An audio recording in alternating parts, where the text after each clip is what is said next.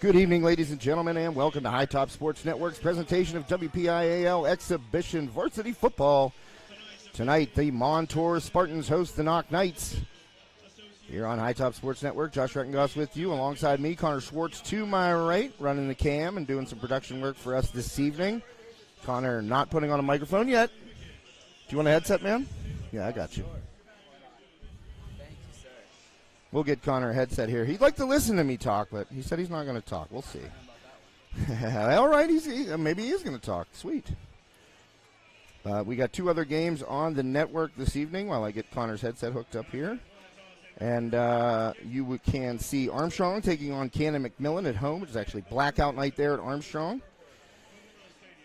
And our third game of the evening will be Freeport at Deer Lakes. That should be a good one here on High Top Sports Network. So thanks for joining us. Captains out to take the coin toss there. Connor, can you hear me?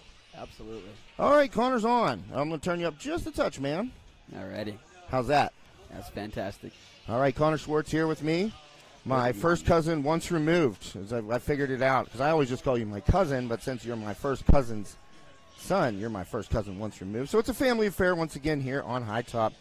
You've already gone further than my other first cousin once removed, Logan Hayes, who would never talk. Really? On the broadcast. Logan, Silent Sam on the broadcast. There you go. All right, but Connor's with us. Connor's sports nut. And we got him into golf. So oh yeah. It's gonna be our mission to turn Connor into a scratch golfer. Knoch will kick off here to the Spartans to start this game. Last week, down at Fox Chapel, an interesting evening for us on High Top Sports Network and everybody else at the stadium, as the game was lightning delayed, then finally postponed, and then Knoch came out on top when the game was finally finished over the Foxes last week. So Knoch coming into this one 2-1 on the season.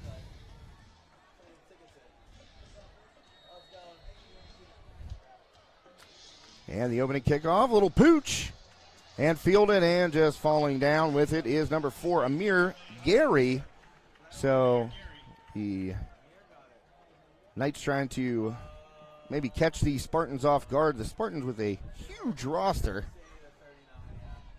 They got a bunch of kids on this team as compared to Knox. Look at this, Connor. Wow. That's that's you'll see that up at Armstrong this evening too. Cannon McMillan. With a 6A roster, and Riverhawks with a 5A roster, really a 4A roster. Zoom in a little bit more there. How's that? There you go. All right, looks good. So, Spartans will start out. Pro set. Trey Hopper, the senior, 6'3", 175-pound quarterback for the Spartans, switches the sidecar to his left. Hopper got some time in the pocket, a little pressure there, gets to him though, and the Knights will wrap him up. First in is Caden Spencer. Down he goes. And good pressure right there. Oh, sorry, Connor, I'm blocking you. My bad, man. Can't see what our monitor was acting a little goofy, so you got to look off the computer screen today. So apologies for that. I'm holding the papers up in front of it like you're not running a camera here. Yep.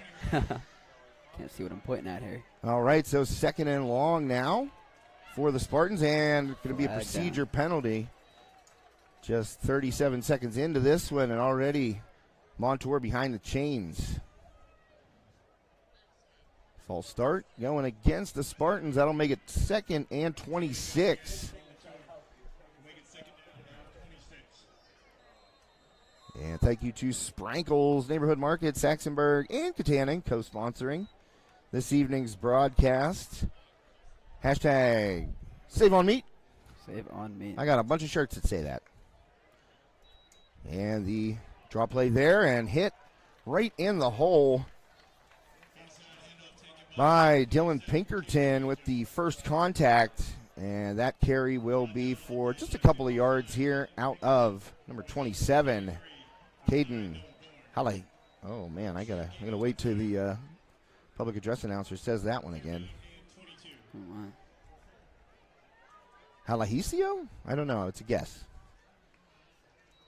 So third and really long. 22 and actually getting to the sidelines and making a play, and we'll have a first down. Wow. So Montour picks it up, a little swing out into the flat, and doing the rest for the Spartans. Connor McGuire. I think that's Connor. Oh, that's a 6. Those are tough. A.J. Alston. And I'll tell you what, he got fast. He got down the field quickly, explosive there. As soon as he caught that ball, which was a little high above him, and, kind of off his feet a little bit, but as soon as he planted him, Connor, he got downfield quickly there. He really did. Big gain on third down, picking up the first. So the Spartans move the chains there after it looked like Knoch was going to force a 3 and out. Back in fairly quickly here. 1 yard gain there. I didn't hear the name pronunciation. We'll get her next time. Yeah, I'm too busy yapping. Pinkerton with another Not a surprise. tackle. Yeah, not a surprise, Connor says.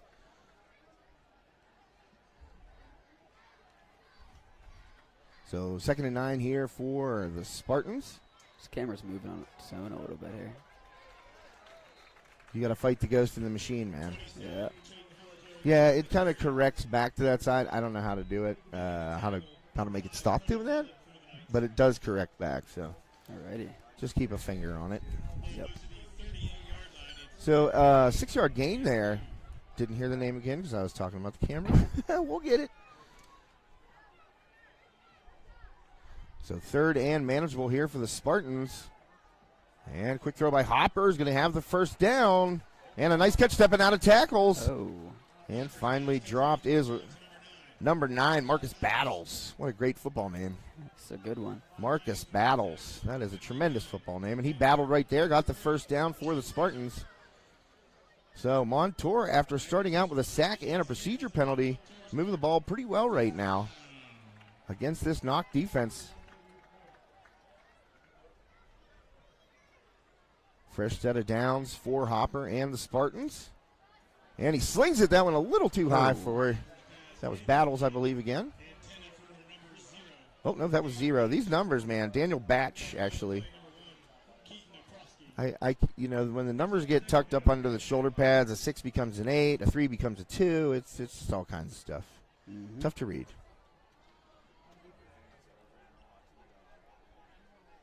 So make it 2nd and 10. 9:06 left here, first quarter. Montour on its opening drive. Hopper swings it out into the flat again. He's got his man. And a nice stiff arm and spin move right there. A.J. Alston again. That's his play. 2 nice gains for Alston on that swing out into the flat.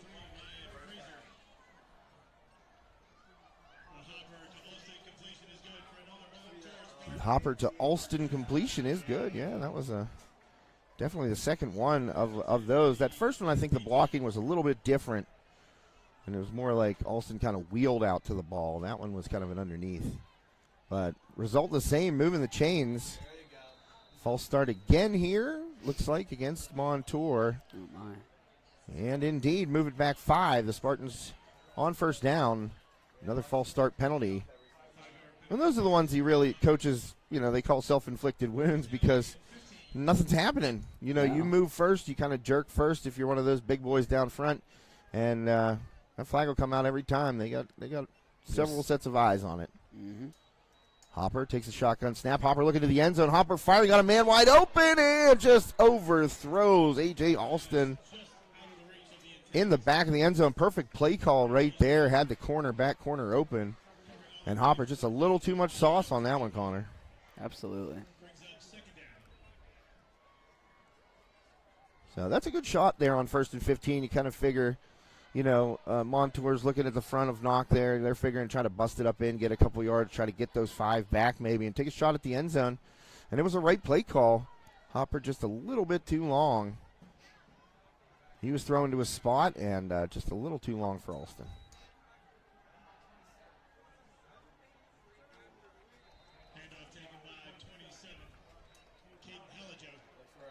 Caden Hallijoe. I would not have guessed that. I don't know. I went full Spanish on my guess there. The JCIO, that definitely messed me up. So, Caden Hallijoe. So we got it now.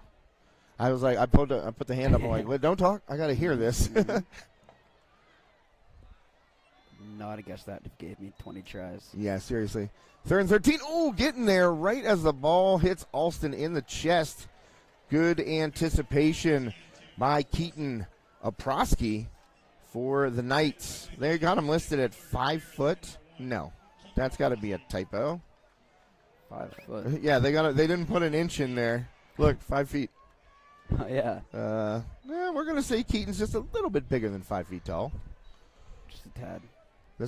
That's my eyeballs right there, just pointing out typos on rosters. So inside, kind of, not no man's land here in high school football, but not everybody has a kicker that can bang a 32-yarder. So Hopper fires. That one tipped up in the air, and Oprosky, comes in and knocks it down. I didn't see who got a hand on it first. Someone near the line of scrimmage for the Knights, so Knoch will take over. 7:29 left first quarter. You're watching High Top Sports Network. Connor Swartz and Josh Reckengoss will be right back. Armstrong Indoor Athletics, located at 132 South Grand Street Avenue in downtown Katanning, offers a state-of-the-art training facility and top-tier instruction by experienced coaches to help turn your youngster into the best baseball or softball player they can be. Batting cage and bullpen lane rentals are available for 30 to 60-minute sessions, and you can also sign your baseball or softball player up for private hitting, pitching, fielding, and catching instruction with our knowledgeable staff. Be sure to visit Armstrong. And welcome back. High Top Sports Network. Colt Frankel taking a deep shot right out of the first play there. Kind of caught us all off guard. Connor and I still had the AIA commercial running right there, and I reached up and smacked the camera trying to go get it downfield. It would have been rough if Colt would have hit that one right there, but a deep shot on first down. Just helping myself to another piece of gum. Yeah, and again, no offer. Unbelievable. These kids these days. Better go buy one yourself. No, you did offer, and I said no. I'm not a gum guy when I'm trying to call the game. I'll just end up spitting it out. That's fair. Like as I'm talking. Yep. Blitz coming here from Montour, picked up nicely, and Sprankle pulls it down. He's going to run with it. Oh, he's going. How did he get out from under those 4 guys? He ducked it, and everybody went over the top. So Sprankle showing some elusiveness right there and picks up maybe 4 yards. So a nice play by Colt to make it a 3rd and somewhat manageable. Still going to have to hit a throw right here. It's about 3rd and 6. Sprankle taking a deep shot on first down, missed that, and then the pressure. I thought they picked up the blitz nicely at first, but just you can't sustain those blocks forever. So Sprankle on 3rd and 7, drops back and fires over the middle. That one right on the hands and a first down. Wyatt Frazier picks that one up. Good read by Sprankle right there. Just kind of throw it to the soft spot, and Frazier was able to do the kind of the basketball box out of his defender, get those hands out. Mm-hmm. First down, Knoch Knights. There you go. 6:28 left here, first quarter. You're watching High Top Sports Network. Thank you to Sprankle's Neighborhood Market. If you notice a similarity between the quarterback's name and our sponsor, you are very observant. Doug Sprankle, the owner of Sprankles in Saxonburg. That's Colt's uncle, and Ryan Sprankle, the owner of Sprankles in Katanning, is Colt's father. So imagine that. We got a family affair in the booth here and a family affair on High Top Sports Network as the Sprankles are sponsoring our coverage. Yet me and Connor, we're related by blood. How about it? Oh, yeah. Save on meat. Hashtag it. We can't do what we do without you. Come and see us. Yep. Sprankle, oh, man, wow, what a grab right there, and going forward with it. Boy, oh, boy, that play could have ended disastrously. And Caden Spencer pushing the pile forward. And I'll tell you what, Sprankle rolled. That was a design roll to come. You kind of saw it in the Steelers game with that play with Justin Fields hit Pickens down the sidelines where he rolled to his left and then turned around and threw the ball back to his right, and that ended up rolling the coverage and getting Pickens single coverage. That was something similar, although Frazier wasn't single covered. Colt just kind of threw it into the middle of traffic. And Frazier did the rest. Now 3rd and 1. But it was kind of a design play call to roll it out there and try and get the defense to roll over. But Montour picked it up nicely. But a great play by Spencer to push it forward, and we got a flag on the field. Do we, or did we get a timeout? Yeah. Laundry. Connor sees the laundry. Absolutely. False start going against the Knights. That'll take a 3rd and 1 and turn it into a 3rd and 6. So completely different play call here once you get into the 3rd and 6 area.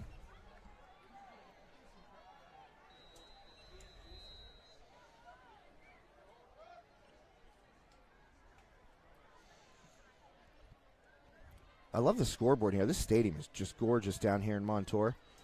Absolutely. What a wonderful looking school. Going up top down the sideline. That might be picked and nearly picked off. Good coverage down the right sideline. I think that was Battles out there. I can't tell if it was an 8 or a 9. Yep, and Marcus Battles. And I'll tell you what, he boxed Brody Bauman to the sideline and then was able to turn his body and try and spot the ball and come back for that attempt at the interception. So nice coverage by Battles. Good stuff. Yeah, pushing Bauman. And that's just, that's a senior going against a sophomore right there. Battles, the veteran, and that's going to be offsides. It has to be. It's got to be. No flag? I didn't see a flag. How in the world? I mean, Knoch had 2 players 20 yards down the field, but there comes a flag and 2 more. Here we go. I didn't see an offsides on Knoch covering that punt. I didn't see a flag come out. But, I mean, they had guys running before the ball was snapped, so interesting. So we will see how the men in stripes sort it out. And they're walking it back. Looks like it's going, well, they're spotting it and then walking it back. Going against Montour, holding on the return. So Knoch catches a break right there. 100% offsides on the kick coverage. I can't believe they didn't blow it dead, honestly. So Montour will take over at their own 30-yard line. Montour had a good shot at the end zone, and Hopper just overthrew A.J. Alston in the back of the end zone, back corner of the end zone, and then Knoch able to stand up and stop the 4th down attempt. So scoreless here, Montour and Knoch, first quarter. And out is Alston, and he's going to try and catch the sideline and pushed out of bounds. That was Wyatt Frazier. Oh, it's Cody Schubert. Sorry about that. Well, I got one of them. Yeah, so I got a half a tackle. Mm-hmm. So 32-yard line after that. 42-yard line after that first down run by Alston, getting him the ball out of the backfield right there. Oh, man, another sack, and in there, perfectly timed blitz right there by the Knights, number 59, Ben Martin, Big Ben. 6-foot linebacker, 170. Looks bigger than that. I'm going to say he's above 170, just a smidge. Chance. He looks bigger than 170. I know what 170 looks like on a 6-foot frame, and he's a little bit bigger than that, I would say. Sometimes they get, weighed and measured before the season starts, and these guys put on, in high school, you can put on 15 pounds during camp. I mean, I couldn't. Again, Martin in there, and he's wrestled down. Hopper goes down. 3 guys in on him. Carter Barris in there. And so Martin going to get 1.5 sacks. You can't give him a full sack right there. Barris was in there also. Getting 1.5 sacks on the last 2 plays, that's high percentage. Absolutely.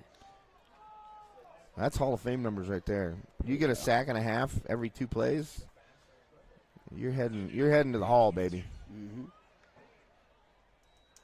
And Martin again, he's feeling it, but a deep shot here and has a man, and what a catch. Oh, my God. And gone. That's going to be a huge score by Montour on the 3rd and 22. Again, they convert on 3rd and 22. They did it on their first possession, and the deep shot down the end zone. Hopper finding Daniel Batch for the score, and that was, oh man, that's not, you don't want single coverage right there on anybody, I don't think, if you're Knoch, but it ended up happening. Hopper had enough time, put it up there.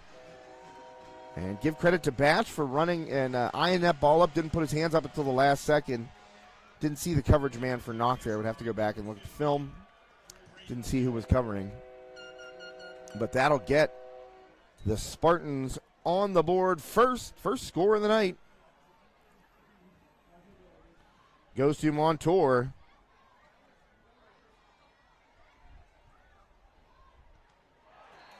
And the extra point going to be blocked down there. Or just kicked into the pile, mainly. I don't know if you saw that, Connor, but that one didn't have much height on it.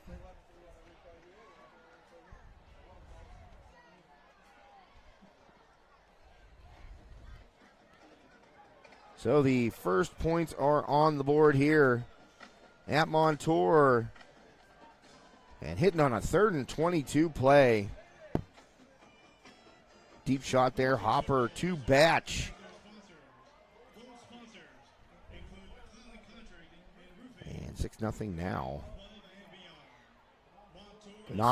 Knoch is facing a deficit here. We're going to take a quick break before the kickoff. For Connor Schwartz, my name is Josh Reckengos. We'll be right back. Steffi's Country Catering prepares home-style made-from-scratch dishes that will have you convinced Mom made it. Whatever the occasion, Steffi's Country Catering will have you coming back for every event year-round. Find us on Facebook to place an order or to see our Sunday specials, or call 724-54-85047. And welcome back to High Top Sports Network. Thanks to Steffi's Country Catering. Remember to check out Steffi's for those Sunday takeout specials. I know Saxonburg area not very close to Adrian, PA, but trust me, it's worth the ride over there. Just search Terry Steffi on Facebook. That is a nice boot. Touchback there. Kick down. I believe that was number 15. Or was it 14? Oh, no.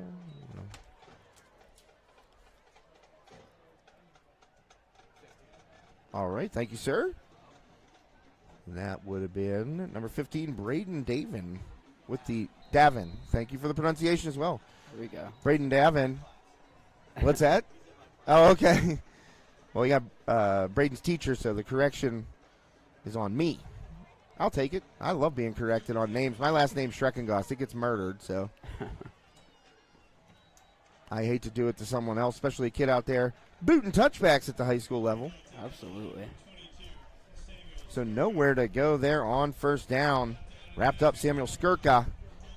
No gain, maybe a loss of 1. We'll see. Yeah, it looks like it's behind the marker there, Connor. It looks like a loss of 1. So Montour's front line there holding up. Look like big number 79 in the middle there, just plugging that gap. Mark Dabrowski. Oh, man, Sprankle floating it across. He got hit as he threw, and a flag comes in way late. That ball was intended for Keaton Aprosky, and we got a flag coming in from the far sideline there. Usually that's pass interference or defensive holding in that area. So Aprosky was the intended receiver off of Sprankle's original pass.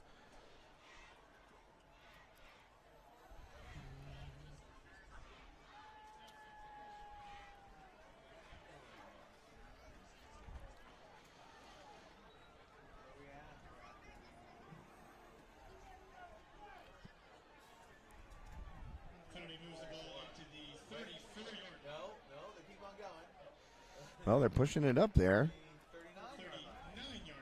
39-yard line. So a nice first down pickup there off via penalty for the Knoch Knights all the way out to the 39.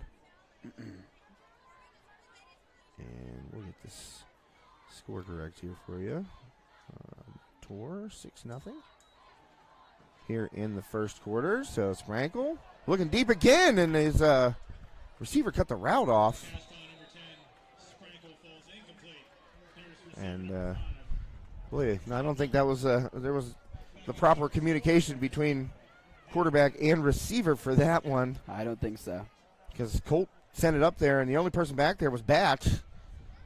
He was trying to find it and then get back on it, and the wide receiver, intended receiver, I believe, I didn't see. I think it was Frazier maybe down here at the bottom. Just cut it off, cut the route off. So after the incomplete, 2nd and 10, 2:12 left first quarter. Sprankle fires, and not sure who that was intended for. Kind of was behind Cody Mullen. But I don't know if maybe somebody else was supposed to go to that spot created by Mullen coming through. I'm not sure. I don't have the play call sheet in front of me. No. Sometimes I wish I did, but, I mean, it would help me. I'd sound like Tony Romo in the broadcast. Yeah, you would. Oh, Jim. So Sprankle, 3rd and 10 here, 39-yard line. Sprankle, good ball. He's got a man wide open and hits Cody Mullen in the chest right on the 5. Big gainer for the Knights. What a gain. And Colt saw that one open up down the sideline. Nice head. You know, he used his head to kind of pull the coverage off there and then zipped a dart into Mullen's chest, and a big gain. First down. Knoch is on the Spartan side of the field. 1st and 10 from the Montour 31-yard line. Sprankle driving Knoch down. A penalty and a big completion. And the Knights trying to get the corner right there, and they will pick up a few on that first down run by Skirka. And we are at 1:40 left here in the first quarter. High Top Sports Network, Knoch and Montour tonight. Also Armstrong, Cannon, McMillan, and Freeport at Deer Lakes. That should be a good one, so hop around the network when you get a chance and tune in. Check out all the action on High Top Sports Network. Appreciate you joining us this evening. Friday Night Lights, man, I'll pay for this weather all season. Absolutely. Feels great out here. Oh, yeah, a little breeze coming through the press box, too. And Skirka trying to cut it back up inside, going off left tackle that time. And Skirka maybe gets 2. About a 3rd and 3 here for the Knights.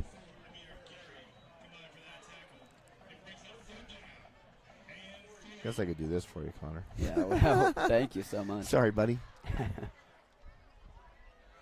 So 3rd and 3, Sprankle with a big completion on 3rd down last time around. Found Cody Mullen down the sideline for a nice gain. And out on the field, it looked like, well, that was Coach Burkett just trying to make a call. And that ball, and somehow he came out with that. That's a catch, it looked like. Oh, man. Well, there's nobody going to call that a catch. I mean, that's definitely going to be ruled incomplete. I don't know. This official's coming all the way up. It looked like Caden Spencer got over the top and somehow scooped it. It might be offensive pass interference, but I thought on first blush it looked like a catch. But that's a risky call for an official to make. The back official, no way he could have seen it. He was screened off of it. And then the official down here on the near sideline, he came running all the way over without signaling incomplete or catch. And they're having a conversation about it right now. If we had such technology at the high school level, I'd put a 5 down that was a catch.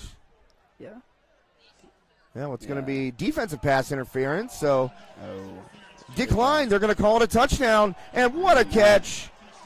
Unbelievable play by Caden Spencer. That was insane. Sprankle floated that ball, and it came up short. The inside coverage was good by Marcus Battles, but somehow, some way, Caden Spencer over the top, got above Battles, and then reached down and scooped it for the touchdown grab. So we are tied at 6 apiece. See if they'll make it 7. I'll tell you what, man. That was a 31-yard touchdown pass by Sprankle.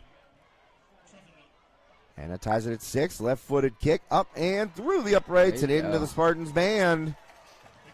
Spencer good with the extra point. Knoch will take a 1-point lead here in the first quarter. 51 seconds left in the opening quarter.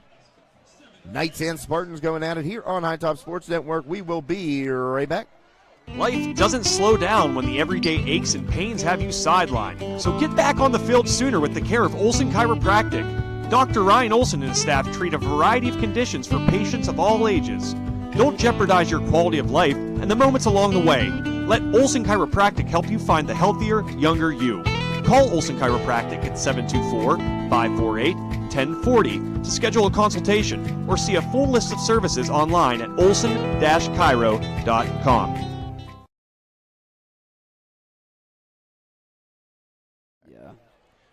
And welcome back, High Top Sports Network. Knoch in front by a point. 31-yard touchdown pass by Colt Sprankle to Caden Spencer, who made a tremendous play going over the top of the coverage man. I believe it was Marcus Battles. And getting over the top. I thought it could have been called offensive pass interference. It was called defensive pass interference. The Knights obviously declining that penalty, and they'll take the 6. So Sprankle, touchdown pass to Spencer, and then Spencer finished it off. The extra point good, and another short kick here. So staying away from the return man, but this might be dangerous. Big block right there, just absolutely leveled a man. He's trucking it. And Spencer going to have to save a touchdown right there as Daniel Batch fields the short kick, goes from one sideline to the other, and the Spartans will take over with great field position. And you got to give a shout out to number 21, Marcus Bethea, who just absolutely leveled someone in the middle of the field. Oh, man, I love to see great blocks. I love to see clean blocks. Mm-hmm. And Bethea laid the wood right there, and that was able to, give a bit of an opening to Batch to get around that corner and get up to the sideline on the far side. Good return. Great return. And Bethea, you will be having pancakes for breakfast tomorrow, sir. That was a smash. I'm telling you, man, like when I saw him lining that up, I was like, oh, this is going to be bad. The worst part is when you catch those blocks, when you're on the coverage team and you're like, I'm going to tackle this guy. Boom. Yeah, you're gone. I've been there. Oh, man, spin move in the hole, and a nice move to get outside. Great carry, great footwork. Caden Hallijoe making people miss in tight spaces right there. Great run on first down. He's going to pick up 9 for the Spartans as we roll to 30 seconds left. Well, 34 right now. We got to stop it. I don't know why it stopped. Yeah. Well, it'll start here on the official's whistle. And, oh, boy, all kinds of room to the other side. Hallijoe, he's trying. Oh, there's going to be a flag come in, and that may negate a good run.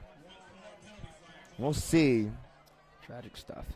What the call is here by the officials, but usually when those flags come in right there, that is going to be an illegal block or holding on the offense. And you know it. Taking it back. Montour has a really nice run. Great play call there to get Hallijoe to the other side and get him out wide, but a holding call brings it back. I've watched enough Steelers football to know when a flag comes in right there, Absolutely. It's going against us. Mm-hmm. Such is the way of things. Especially when you watch the Steelers. Yep. You know, I'm the typical Steelers fan. Like, these refs hate us. They do. I turn into a person who doesn't have any reason, any ration on Sunday afternoon for about 4 hours. I am just the craziest person. There's a lot of swear words. It's not good. No, the FCC would be fining me if I ever broadcasted myself watching a Steelers game. Well, that was an interesting play call, and they get it out to Batch, and he picks up positive yardage there. There you go. It was like Hopper went back and was like, here, you take this. So Mullen with a tackle right there. He had a big pickup on the Knights touchdown drive, and that'll bring us to the end of the first quarter here at Montour. Spartans down 7-6. They scored first, but Knoch able to answer late in the first quarter and convert the extra point, 1-point lead for the Knights. Connor Schwartz here to my right, Josh Regengost along with you this evening. We're going to take a quick commercial break. Thank one of our awesome sponsors. You know who it is, Sprankle's Neighborhood Market. We'll be right back. Oh, yeah. Hi, everyone. Hi, everybody. Hi, everybody. Hi, everyone. Hi, everyone. Hi, everyone. Hi, everyone. Hey, everyone. Hey, everyone. Hi, everyone. Hi, everyone. We're here tonight at the Richard G. Snyder YMCA. T-Bone. Guys, that's right. It's $5 sushi Wednesday. Produce sale. Bananas. 45 cents a pound. Pork turkeys. You know why we're doing pork turkeys? We're doing a fundraiser. The meat keeps on rolling here, Sprankle. You know what day it is today. It is Sushi Wednesday. $5 sushi rolls today. We're getting inspired. Come on and help me hashtag Save Home Eats. And we're pumped up because we are less than 24 hours away from Camp Out for Community tomorrow. Like and share, like and share. So like and share, like and share. Help spread the word. Just make sure you like and share. We can't do what we do without you. Come and see us. We can't do what we do without you. Come and see us. We can't do what we do without you. Come and see us. Can't do what we do without you. Come and see us. Bye. And welcome back. High Top Sports Network. Back to it. Second quarter about to get underway.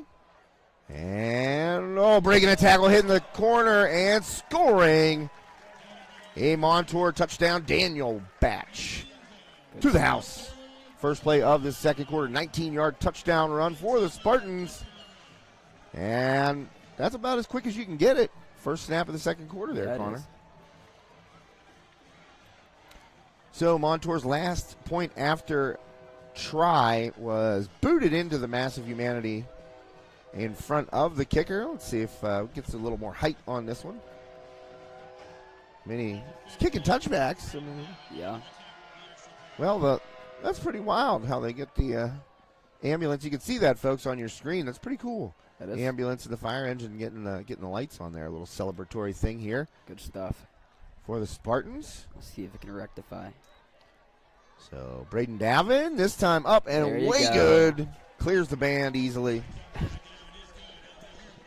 And that'll make it 13-7. Montour retakes the lead.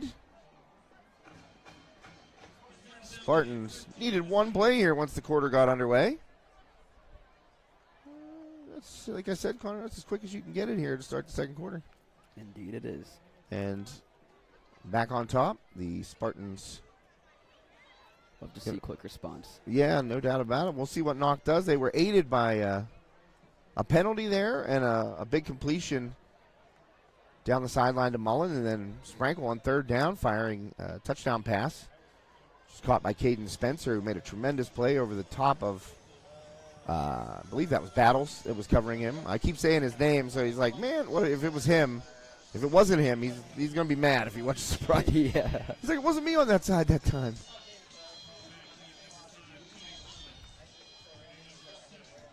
We noticed in that Sprankles commercial there, Ryan had the Armstrong football helmet on there, similar to when our president, Joe Biden, delivered the speech after the Kansas City Chiefs went to visit following their Super Bowl championship. He left the helmet on the whole time. Yep.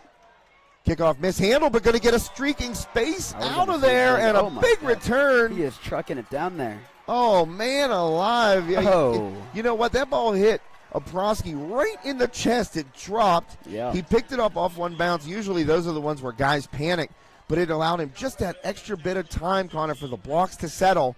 And then he just hit it hard, got up the sideline. Huge return for the Knights. He did turn the Jets on. That was good stuff. And he nearly was able to juke Davin to get to the house for the touchdown. And you said, I'd like a quick response. Well, that's a pretty darn quick response. Oh, yeah, it is. Let's see what they do with it here. So Sprankle will take over at the Montour 29. Ooh, little movement up front there by Knoch. No flag. And Skirk trying to get around left tackle again. Not much going over there. And it looked like 28 and number 1, Dylan Rogers. And number 28, William Wood. So gain of 1 there for Skirka to the 28-yard line of the Spartans. And so Knoch now down a score, trying to answer following the touchdown run by Batch. Rolling to his right, Sprankle firing toward the sideline. He's got his man. And pushing forward there was Oprosky.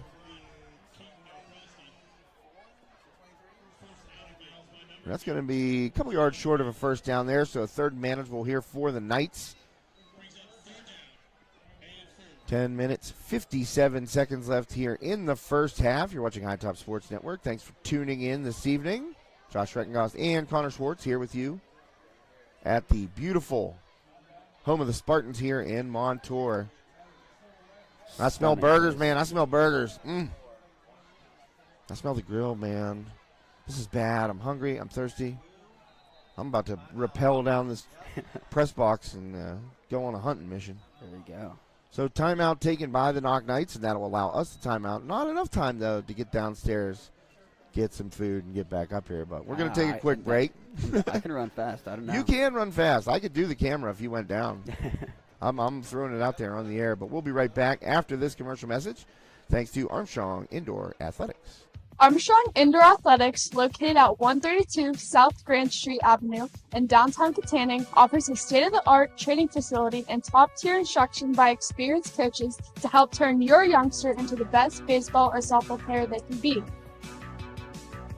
Batting cage and bullpen lane rentals are available for 30 to 60-minute sessions, and you can also sign your baseball or softball player up for private hitting, pitching, fielding, and catching instruction with our knowledgeable staff.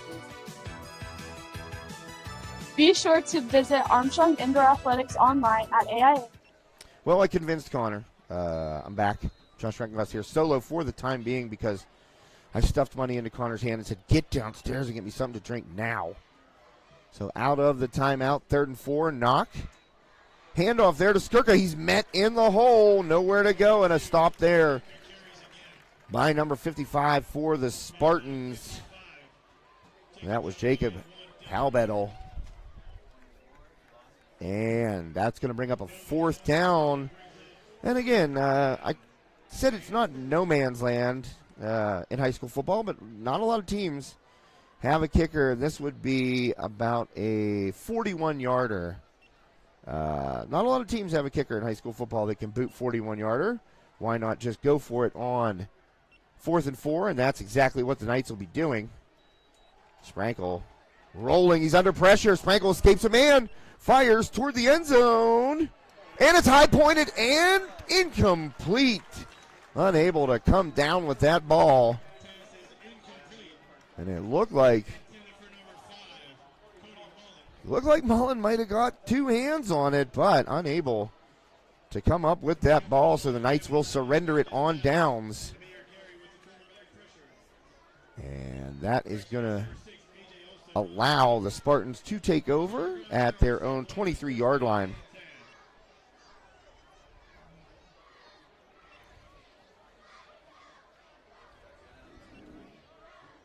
So right now, the Spartans in the huddle on the sideline, and they are taking the field right now, up by 6 points.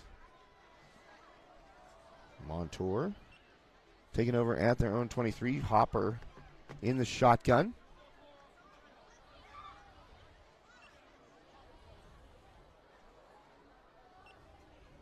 I think that's my monitor that continues to beep. So I'm going to shut that off. All right, and is that Halajo up the middle? I believe it was. Caden Halajo up the gut, and he's going to get about 4. So Mullen and Spencer in there on the tackle.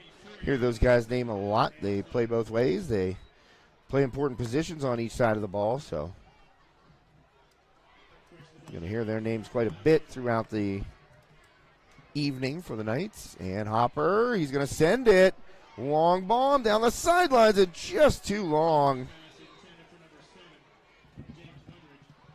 And that one was intended for number 7, James Bundridge, his first target, I believe.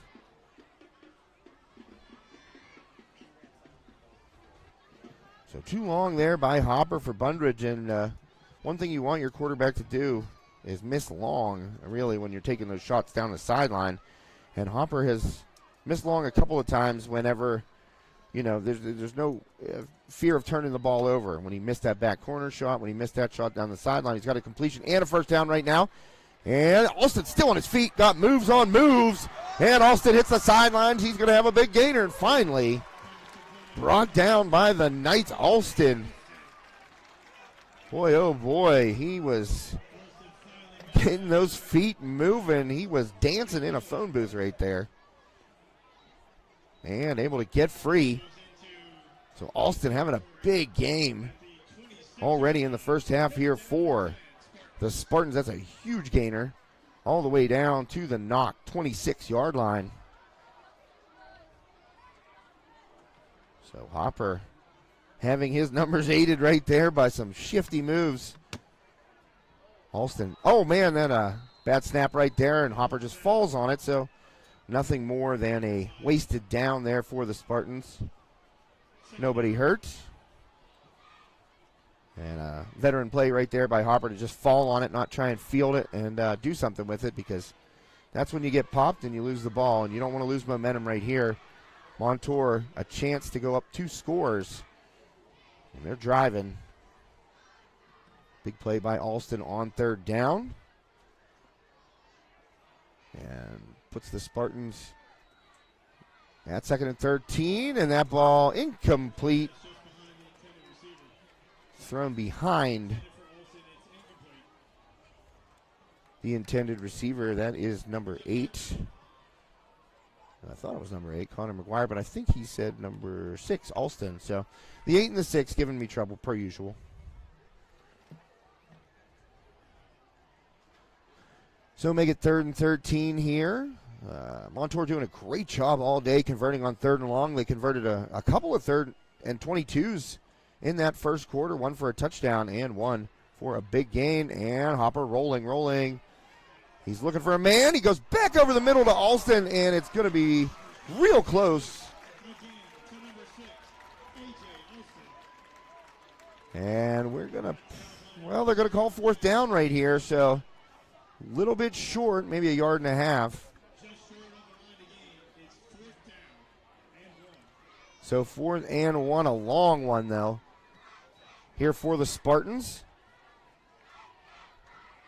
Oh man, how in the world was Connor doing that? Oh, luckily we haven't had anything in the back corner because there's a wall blocking the arm. Hopper goes the other way, gets the ball into the hand of his receiver, and there's going to be a holding penalty on the corner. Not on the corner, excuse me, on the wide receiver at the corner. It looks like that's going to go against Batch, I would guess. And Batch just holding on a little bit too long to Oprosky.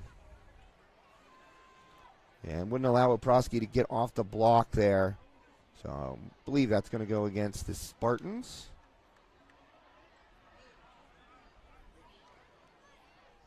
And indeed it does. And 4th down, it will remain. So a little further back now. That was a nice play call on 4th and 1. I don't think Alston even had to, what was it? Was it Batch? I can't remember. Yeah, I think it was Batch. I don't think he needed to even hold the block that long, because Alston was going to make that 1st down, I think, regardless. Basically, just put some hands on Oprosky right there to move him a little bit, and I think that Montour gets that 1st down, but holding that block just a touch too long. So it will be pushed back. 4th and 9 for the Spartans here. And here's Hopper looking, firing toward the end zone, and it's caught in the back of the end zone for a touchdown. Alston scores, goes up to get it, a perfectly thrown ball by Hopper.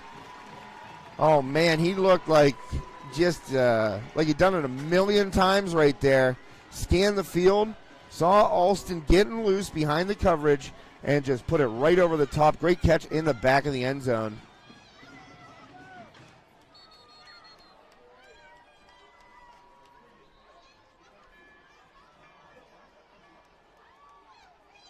What a throw there by Hopper. That was beautiful. I don't know if we got an unsportsmanlike for taunting or something, or if timeout. I didn't see. Timeout? All right, thank you. I didn't see there. I just saw signaling. So Montour takes a timeout after the touchdown. They're going to go for 2, I'm being told. I like it. I like the call.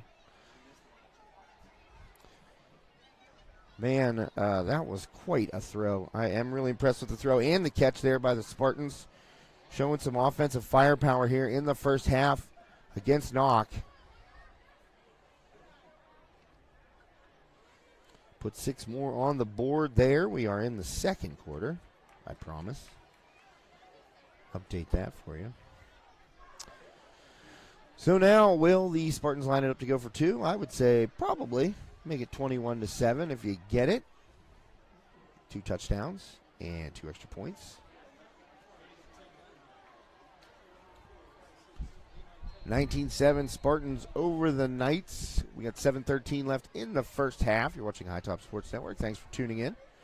This evening, presentation presented by Sprankle's Neighborhood Market, Saxonburg, and Katanning. Also, there's one in Leechburg. Slide on down to any of them. Oh, that's going to be a false start against the Spartans. They've had a few of those today. Procedural penalties on the offensive line. And that'll change the play call, I would say.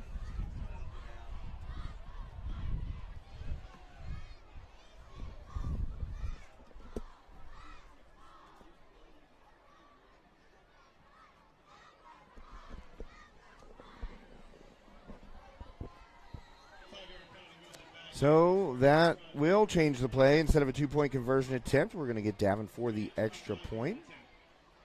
And that's a long one. But you got plenty of leg. Kick is up and well good. Extra point attempt successful.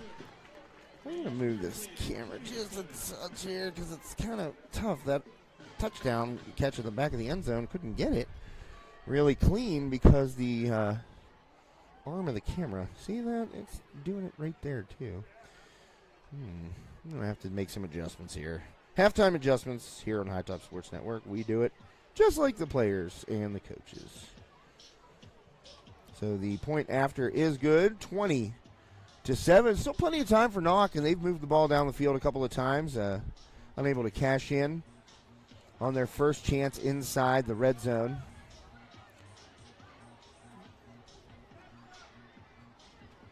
So, I mean, there's points. I feel like if you're Knoch right now, you think you've left some points out there on the field. And Montour is showing that you're going to need to cash them in to be able to win this game. Already 20 points on the board for the Spartans.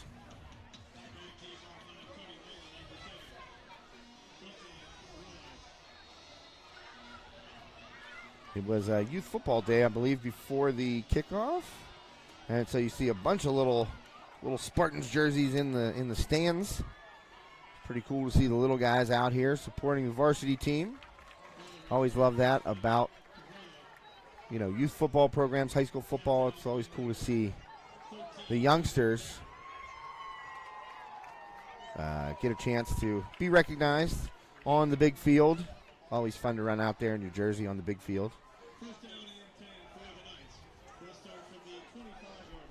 So Montour, couple of touchdown lead here over the visiting Knoch Knights. Connor's back with all kinds of food. Man, Connor, are you the man, dog? I got a burger, I got dogs, I got everything. I mean, I guess I could complain that there's no condiments, but I did not expect that, Connor. Thank you. Yep. Is this all for me? No, I'm kidding, not. man. I'm kidding. I figured I was like 2 hot dogs and a burger. That's got to be all for me. Thank you, Connor, for running down there. Yep. Mainly, I needed the fluids. Yep. You're very observant, Connor. You heard me say, I smell the grill. I smell those burgers. Uh-huh. Boom, you come back with a burger. I said, give me something sweet, something chocolatey. Boom, he comes back with a Kit Kat. That is fantastic, Connor. You are proving your worth. Thank you. By the minute here, man. Awesome. So it's gonna be. I would have gone ketchup and stuff, but I felt it kind of rushed down there. Hey, no, so you're good, man. I hustled it back up. I appreciate that. You are fantastic for bringing that back up. That's awesome. I can't eat it while I'm talking, so yeah, I'm gonna have to wait for a commercial. Just stuff a whole hot dog in. sit here and stare at it. No, I'll smell it. It smells great. And guess what? I don't care if it's a little cooler than it would be fresh off the grill. It's getting eaten. Mm-hmm. And I don't know. Was one of these yours here? No. Oh, okay. I haven't. Cool, man. Thank you. One thing I do every. I do want both those dogs, though. Oh, okay. I see you. Connor said, "That hot dog's not for you, sir." Well, I mean, you should have gotten ketchup. I was handling it. I did see, like, you run it, like, if you get all the way down here, that arm of that camera kind of runs in. Yeah. Other way. Go all the other way. It kind of runs into the I wall, noticed but that I moved the camera out a little bit. Hopefully that gives you a little bit more space right there. There we go. Because of course, Montour scores a touchdown in the back of the end zone, and I ran into the wall when I was moving the camera. So we made a pre-halftime adjustment there. But I don't know if you got to see it down there, because I saw you in line right here. Yep. Because the concession stand right below the press box. Oh, what was that? What happened? Huh.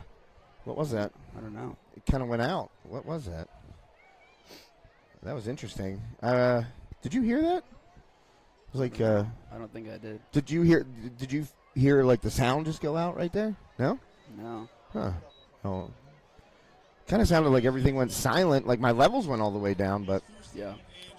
I was focused on these right here. All I know is I don't want any lightning tonight. No. That's 0 lightning, please. So, again, aided by a penalty, the Knights. Sprankle, dips in and out of the pocket. There's a flag coming in after the play. Sprankle just floats it toward his own sideline and out of bounds. That probably going against Knoch, might be an illegal man downfield.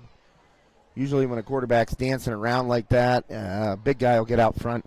You don't hear that? Oh, I see what it is. Yeah. There we go. My cable adapter there was a little bit loose, but we're good now. You can't have a loose adapter there. No, you cannot. I mean, you can. I've just proven it. But. All sorts of issues. So that'll be a penalty against the Knights, and I didn't see what the call was, but holding against Knoch. So that'll push it back, and it's going to be first and about 15, I would guess. First and about 15 from the Knoch 30. Sprankle swings it out, and Skirka gets it on the run. Skirka trying to get around those blocks and get to the sideline, but a good play by Montour. Looked like number 10 in there first. Cody Lagalia. And number 30, I think, was in there as well, Logan Holder.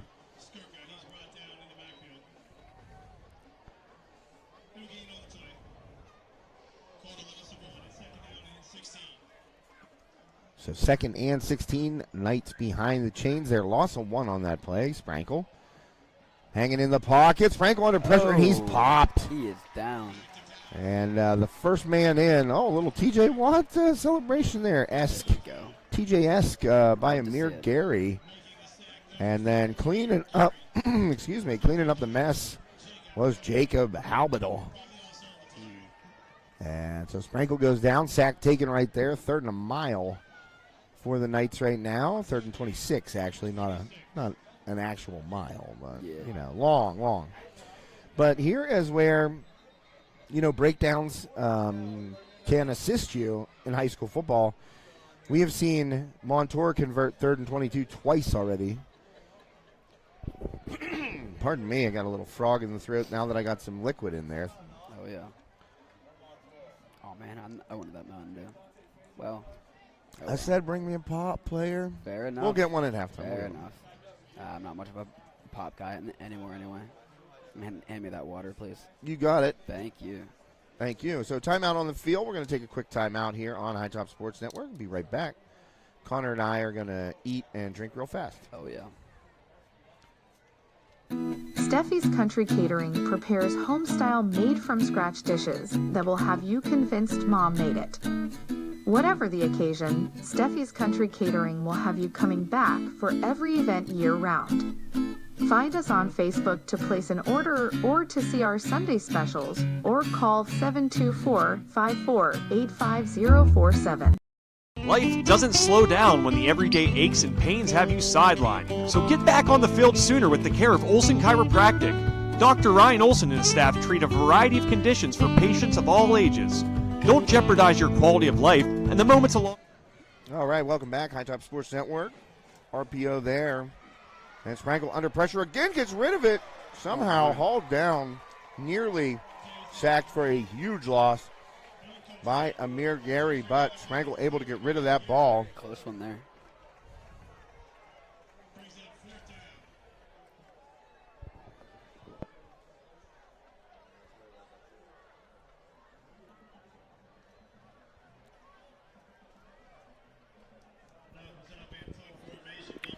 I had to pull the mic away from my face there. I don't think the viewers out there really want to hear me chew. Maybe not.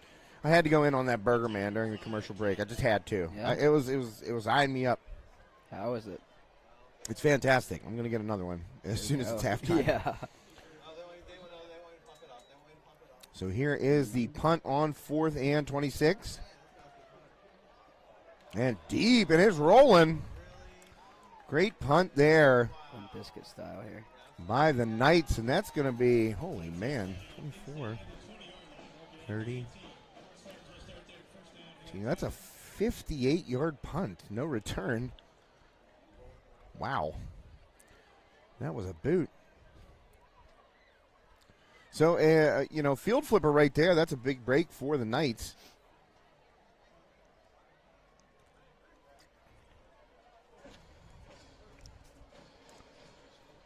And Montour, after a successful touchdown drive, Hopper to Alston for the touchdown.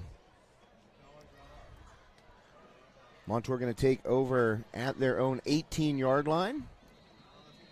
And there is approximately 5:06 left on the game clock here, first half. Alrighty. Oh, man, big man, got to hustle out there. Get on your horse. He's out of breath, guaranteed. We'll see how he does here. No, he sealed his block. I'll tell you, he did a good job. Stuff. Oh, lost the ball there and knocks on top of it. Wow, forgetting the football. Somebody's hand came in and slapped it away. And I'm not sure who that was. I think it was I think it was Roger. No, it was Hopper, I believe, was carrying the ball. So the Knights catch a huge break right there. Turnover. Hopper on the design run, and it got smacked away. And, as my old man would say, carrying it like a loaf of bread. Mm-hmm. Can't have it out here. And that's exactly what happened. Hopper had a nice gain, had the first down, but the ball was away from his body. Somebody just slapped at it and made contact with the ball. Knoch falls on top of it. So they will take over at the Montour 29-yard line. Sprankle on first down. Design run to the right side. Sprankle through a hole. And Sprankle hit after a gain of just a couple. Oh, that wasn't Sprankle. That was Mullen. So Mullen in taking the snaps right now.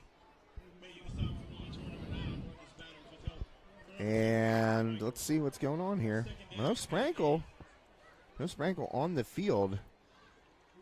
He did get pulled down awkwardly on that last play of their last possession by Amir Gary, who nearly sacked Sprankle. Sprankle was able to get it away, but he got pulled down awkwardly from behind. Throw over the middle. Nice ball. My. Wow, I'll What a tell you snatch. what. Boy, did Cody Mullen fire one in there, man. He zipped it right into Frazier. That he did. Or, excuse me, Spencer. Sorry about that. So I'm interested to see if Sprankle's okay. I'm looking for him on the sideline. I'm hoping that he's all right. I mean, I feel like Colt, if he's hurt, he's not going to want me to come to any more games because I saw him get his collarbone broken last year against Hampton, and I hope he's okay.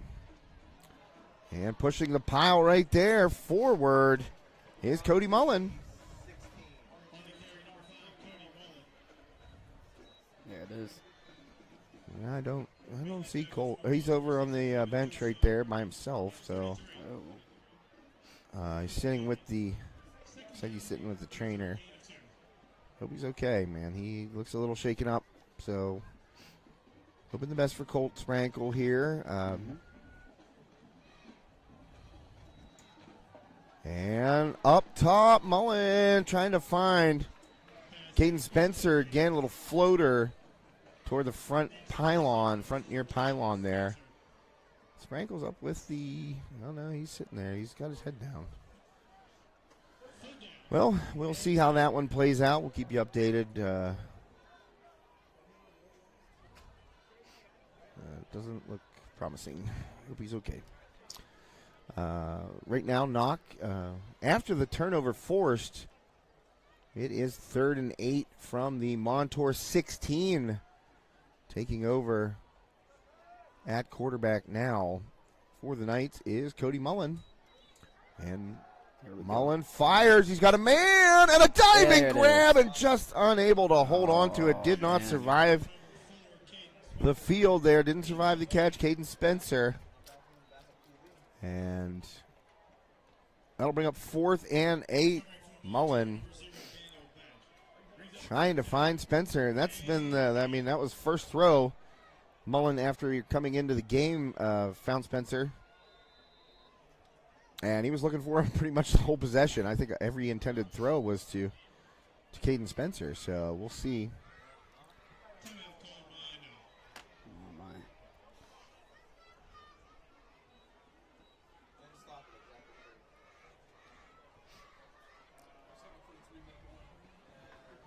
3 minutes exactly remain on the clock here. 4th and 8. Let's see what they decide here. Well, I mean, you got to punch it in here if you're Knoch. I think you gotta take a shot and try to get you that gotta go for touchdown, especially if you are going to be without Colt Sprankle. It doesn't look like he's moving around too much. He's got his head down. It's not looking like he's. Usually when a guy gets hurt, comes out, a quarterback especially, you want to see them right back up, throwing the ball, playing catch, getting ready, and it's not looking like that right now. No, I'm hoping he's all right. Yeah, me too. No, Colt on a personal level. So, obviously my thoughts are with him. So hope he's okay. But when I thought, why would he be out of the game? But Gary did pull him down from behind, and it was awkward. He tried to throw the ball and get rid of it and avoid that sack, which he did, but may have resulted in an injury. We'll see. And throwing after, late flags there, and Knoch might catch a break. So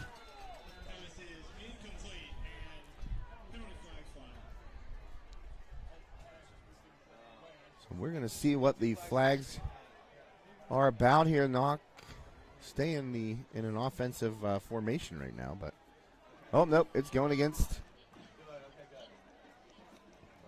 the Knights there. So a turnover on downs. And Montour declines that penalty. Illegal man downfield against the Knights. They're having it rough here. Yeah, not a good series of events here for Knoch.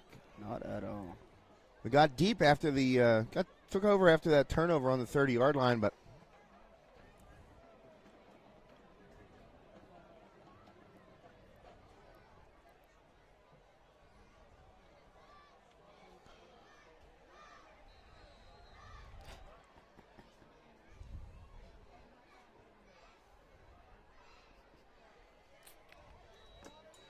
and Hopper going to hand it off there and running hard in the middle again.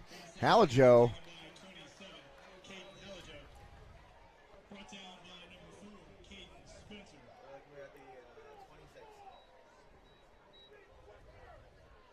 Ooh.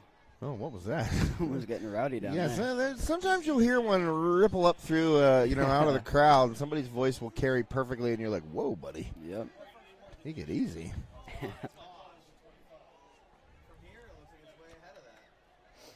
Well, yeah, it does actually. It looks like a first down, but they're running 2nd and 1 here.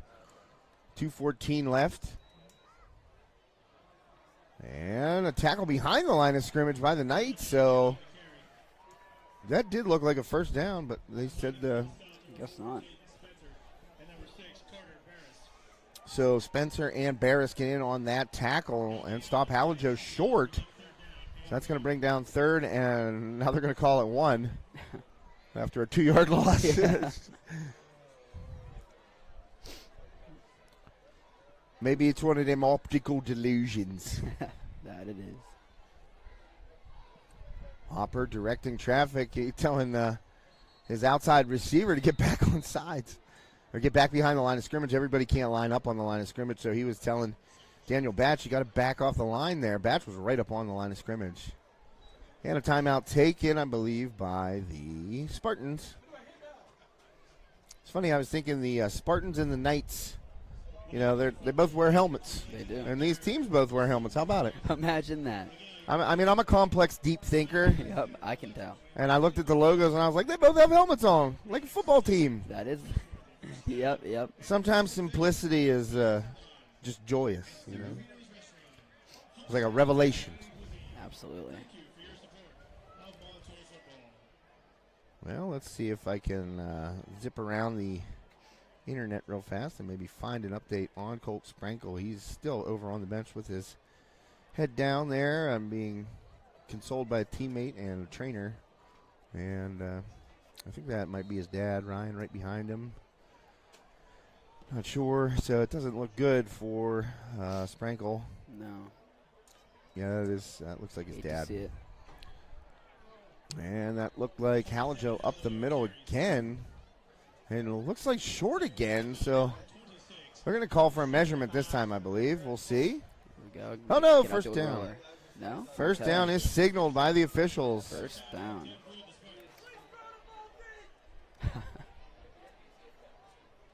You got a rowdy crowd down here. Yeah. It's definitely a little rowdy.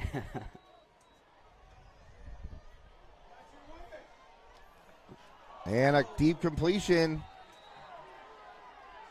And no, it wasn't a completion. Sorry, an incompletion. Incompletion. I can get the camera on that. That's all right. We were both looking at something different there. So.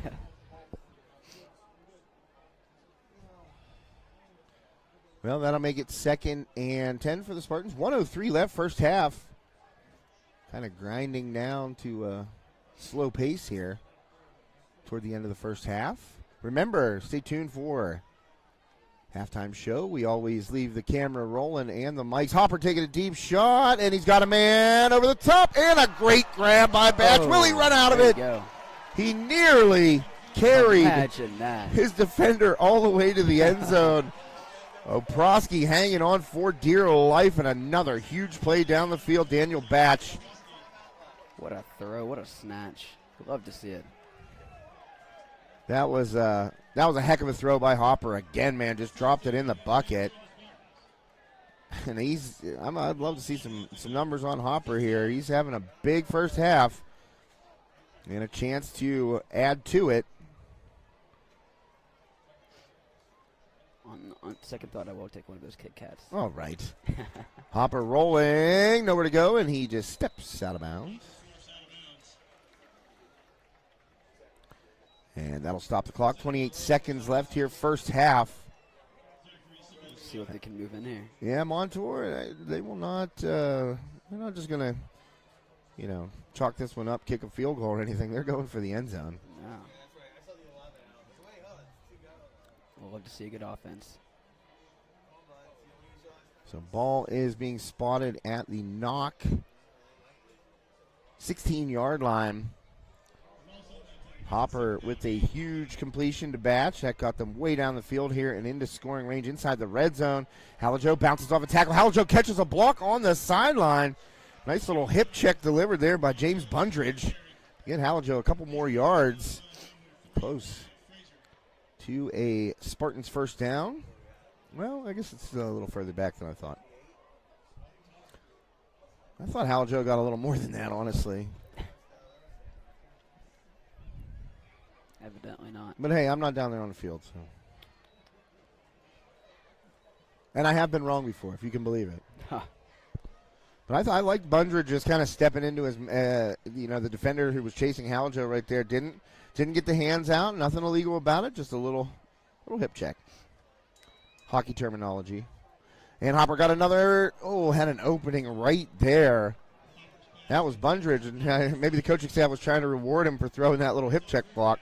Got Josh Trucking-Goss proving he knows something else than football. Hey, man, I know everything else. I know what a run is in baseball. Ooh. I know what a wicket is in cricket.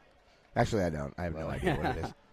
Sometimes I see cricket articles on the wire whenever we're doing the newspaper.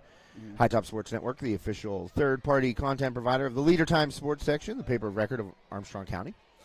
But I'm doing the sports section, and I'll come across a story on the AP wire that's like, Pakistan defeats India in cricket test by 100 wickets or something. I'm like, what in the world are they talking about? Field goal up and good. The lefty boot. Sure. I think wickets one of the Ewoks or something.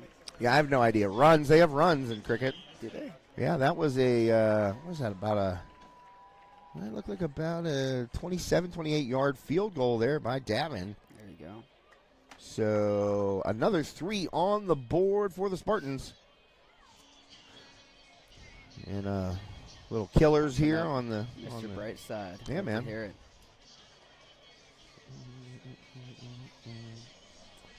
Great album. I don't know if you know this album. Joe and I talked just about the this songs. album recently.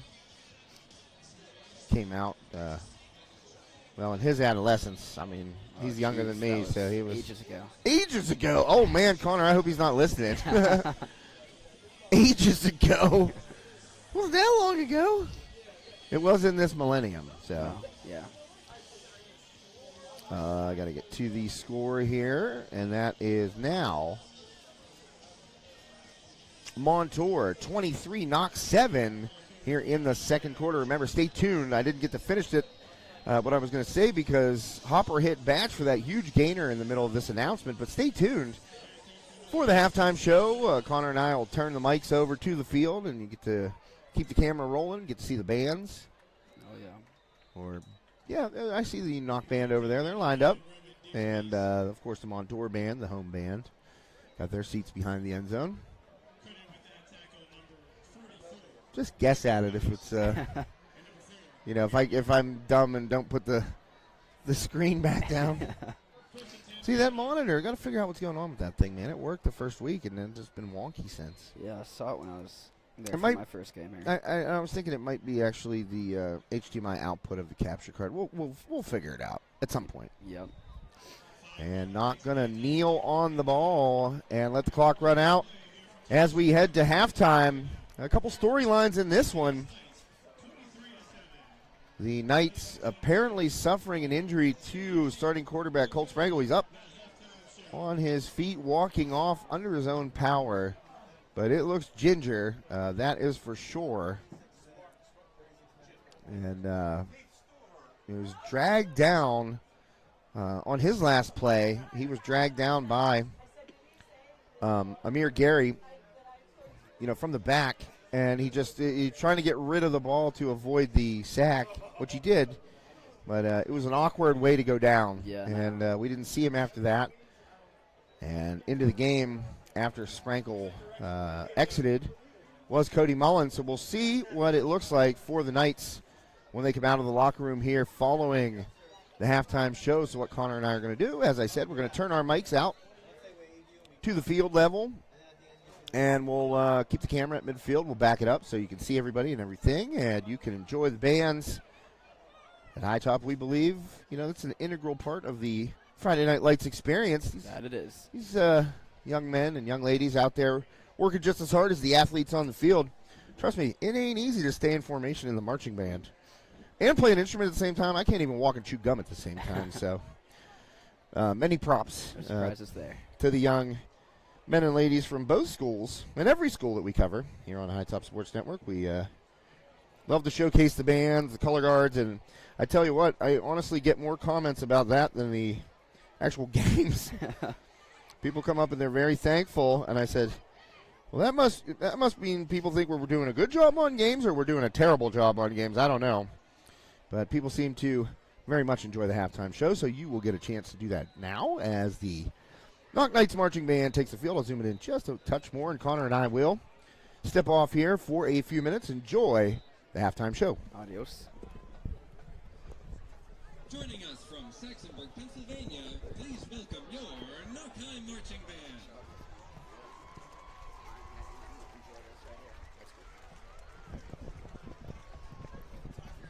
Knoch's 2024 program begins with I Want Candy, an upbeat rock song first recorded by the Strangelows in 1965. At least 6 artists have released covers of I Want Candy, and it has been credited with popularizing the famous Bo Diddley beat.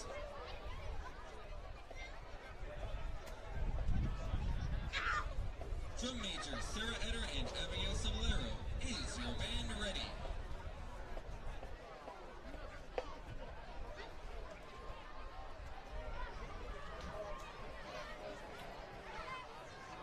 Have a wonderful performance.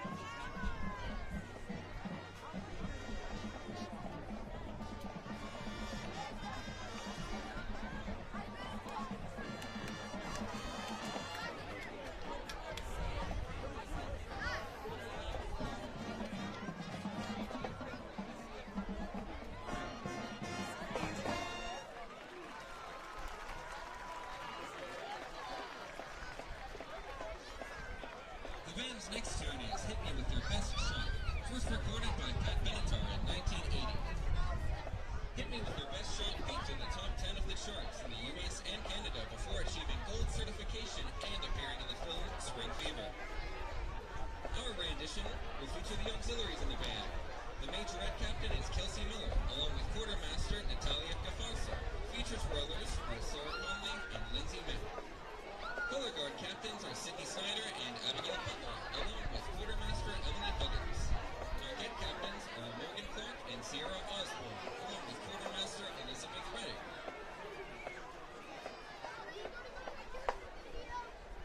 Here's Hit Me With Your Best Shot.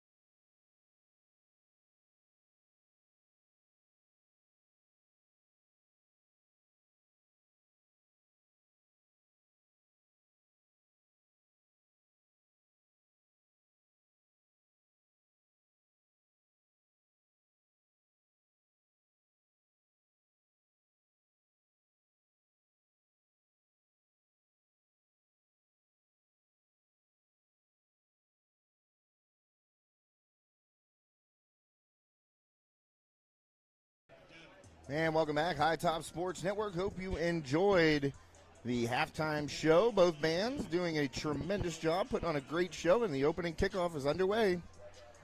And second half is now started. And Knoch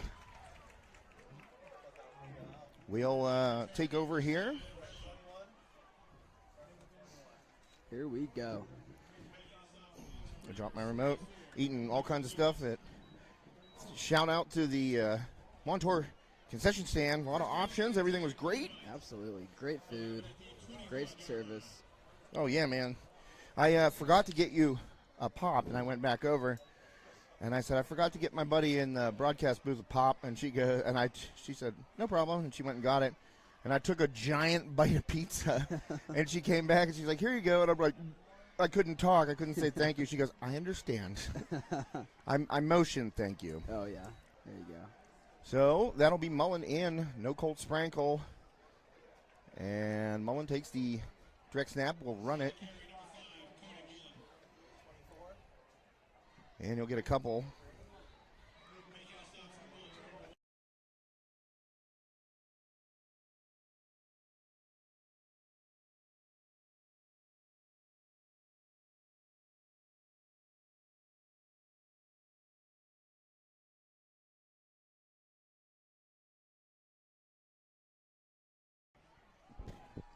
And the run up the gut there. Good gainer on 2nd and 7.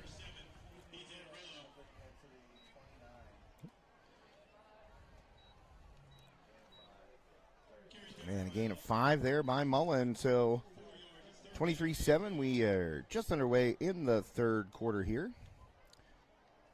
At, I think it's Thomas J. Burko Memorial Stadium. I read it when I was down there on the giant print above me. I would not have known that. Well, you gotta be aware of your surroundings, son. I know. I got to get myself educated here. I think that's what it said. This is the place for it.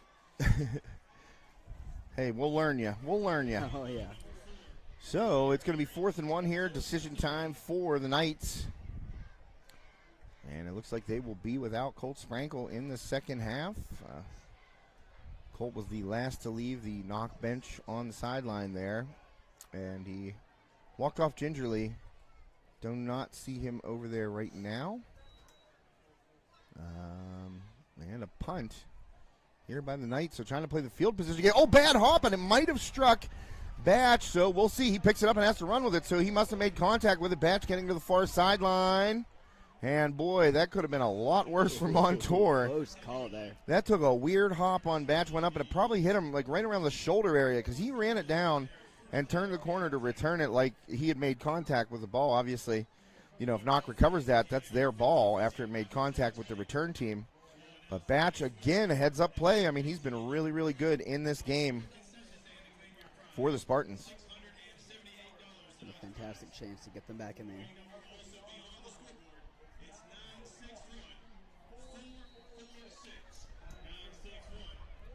So we're going to get the first possession of the second half for the Spartans. 9:57 left in the third quarter. Up 23-7. A good first half from quarterback Trey Hopper. The only mistake that he made was on a designed run play.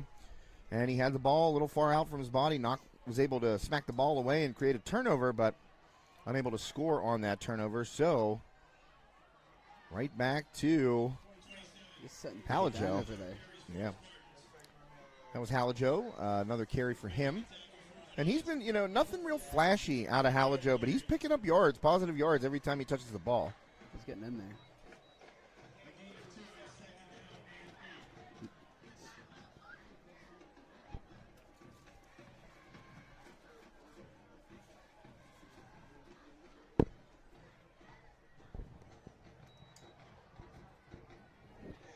Hopper deep shot has a man wide open, hits him in stride, and bye-bye. Another big shot. James Bundridge. Touchdown.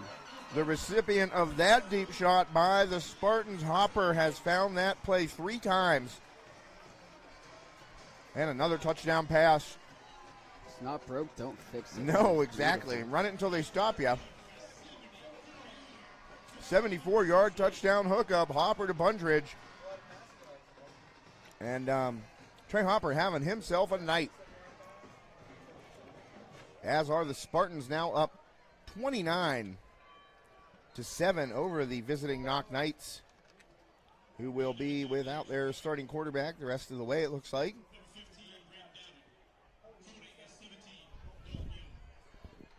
And see if they booted in here. The left-footed kicker again. Davin gets it up and good. Up and over. And a smooth catch by the color guard back there. Wow, I wish we would have got that on camera. There you go. She streaked over and caught it like this. Oh. Let's go. Caught that one. Oh, man. Wow, sign her up. That was a heck of a catch. There was one girl just waiting for it from the color guard, and another one just jumped in front of her and mossed it. That was pretty sweet. Good stuff. All kinds of fun stuff here at Montour tonight.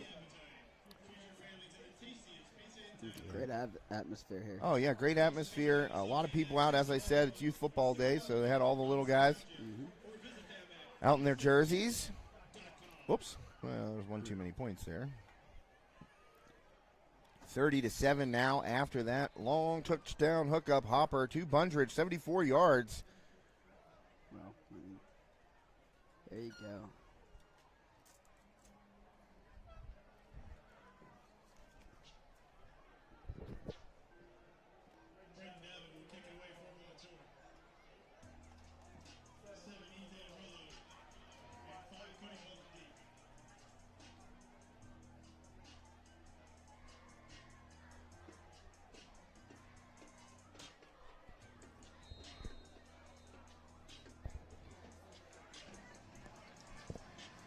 Choking down another cheeseburger over here. So, and Davin kicking short right there. Bounces one Hopper into the gut of number 7, Ethan Rollo. And the sophomore gets a couple yards there. Fall forward. And the Knights will take over. In dire need of a score here. Oh, yeah. Down 23 points at the moment.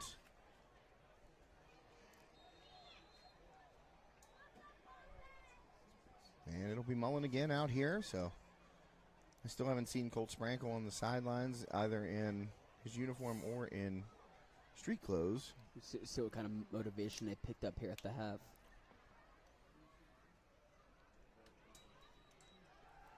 Mullen, quick throw. That one was off the mark there, intended for Brody Bauman. It was kind of between Bauman and the coverage, which was back off of him quite a bit. It looked like Montour was going to surrender that 5-6 yarder and just keep the receiver in front of you.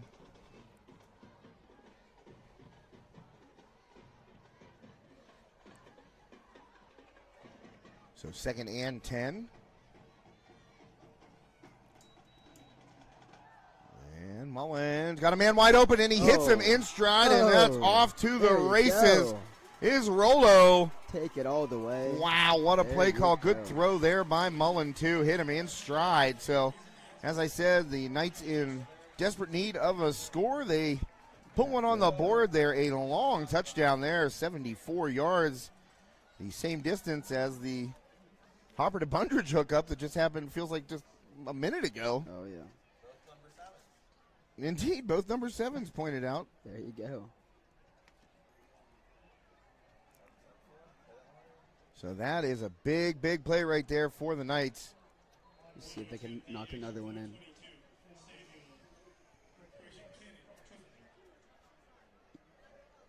How about we do it like that, Connor? So it's there not. You go. That helps. Yeah.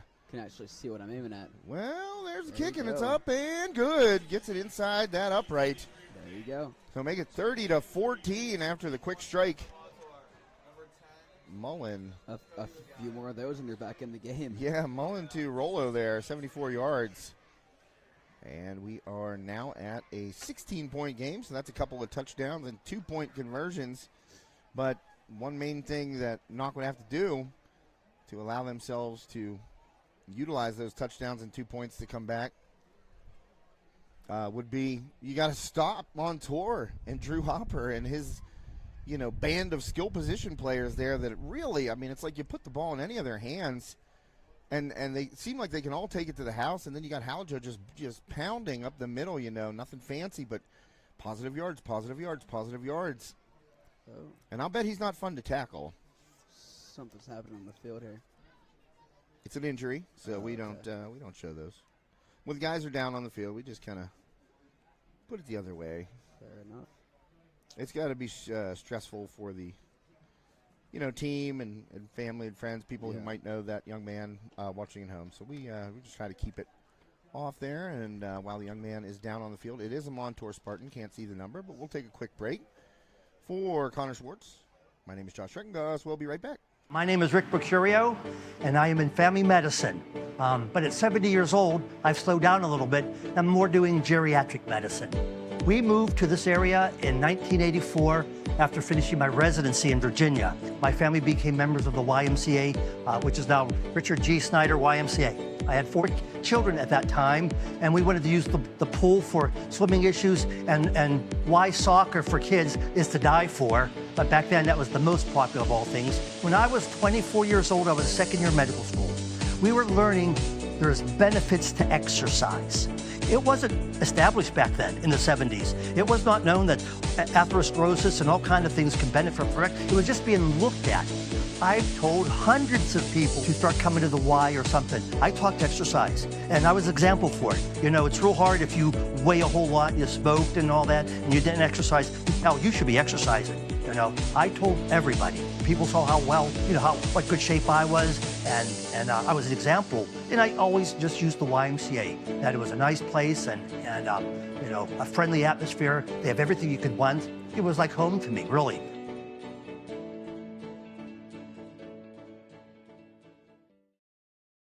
Life doesn't slow down when the everyday aches and pains have you sidelined. So get back on the field sooner with the care of Olson Chiropractic. Dr. Ryan Olson and his staff treat a variety of conditions for patients of all ages. Don't jeopardize your quality of life and the moments along the way. Let Olson Chiropractic help you find the healthier, younger you.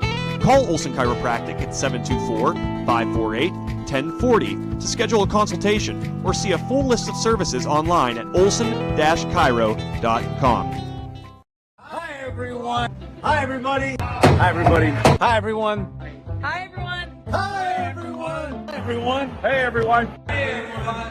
Hi, everyone. Hi, everyone. We're here tonight at the Richard G. Snyder YMCA. T-Bone. Woo! Guys, that's right. It's $5 sushi Wednesday. Produce sale. Bananas. 45 cents a pound. Pork turkeys. You know what we're doing? Pork turkeys. We're doing a fundraiser. The meat keeps on rolling, the hair is sprankled. You know what day it is today. It is Sushi Wednesday. $5 sushi rolls today. We're getting inspired. Come on and help me hashtag save on me. And we're pumped up because we are less than 24 hours away from Camp Out for Community tomorrow. Like and share, like and share. So like and share, like and share. Help spread the word. Just make sure you like and share. We can't do what we do without you. Come and see us. We can't do what we do without you. Come and see us. We can't do what we do without you. Come and see us. Can't do what we do without you. Come and see us. Bye. Armstrong Indoor Athletics, located at 132 South Grand Street Avenue in downtown Katanning, offers a state-of-the-art training facility and top-tier instruction by experienced coaches to help turn your youngster into the best baseball or softball player they can be. Batting cage and bullpen lane rentals are available for 30 to 60-minute sessions, and you can also sign your baseball or softball player up for private hitting, pitching, fielding, and catching instruction with our knowledgeable staff. Be sure to visit Armstrong Indoor Athletics online at aia.team or call them at 724-599-9761 for more information today.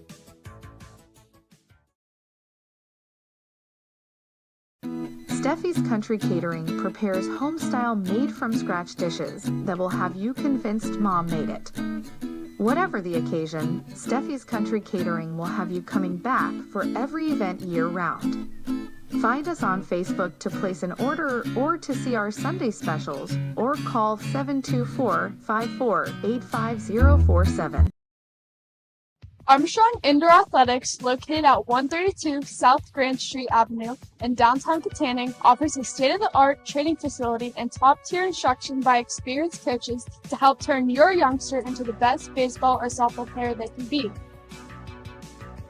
Batting cage and bullpen lane rentals are available for 30 to 60-minute sessions, and you can also sign your baseball or softball player up for private hitting, pitching, fielding, and catching instruction with our knowledgeable staff.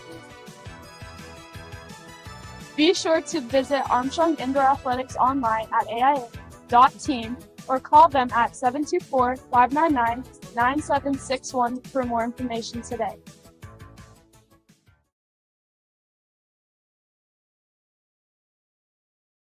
Life doesn't slow down when the everyday aches and pains have you sidelined. So get back on the field sooner with the care of Olson Chiropractic. Dr. Ryan Olson and his staff treat a variety of conditions for patients of all ages. Don't jeopardize your quality of life and the moments along the way. Let Olson Chiropractic help you find the healthier, younger you. Call Olson Chiropractic at 724-548-1040 to schedule a consultation or see a full list of services online at olson-chiro.com. Armstrong Indoor Athletics, located at 132 South Grand Street Avenue in downtown Katanning, offers a state-of-the-art training facility and top-tier instruction by experienced coaches to help turn your youngster into the best baseball or softball player they can be.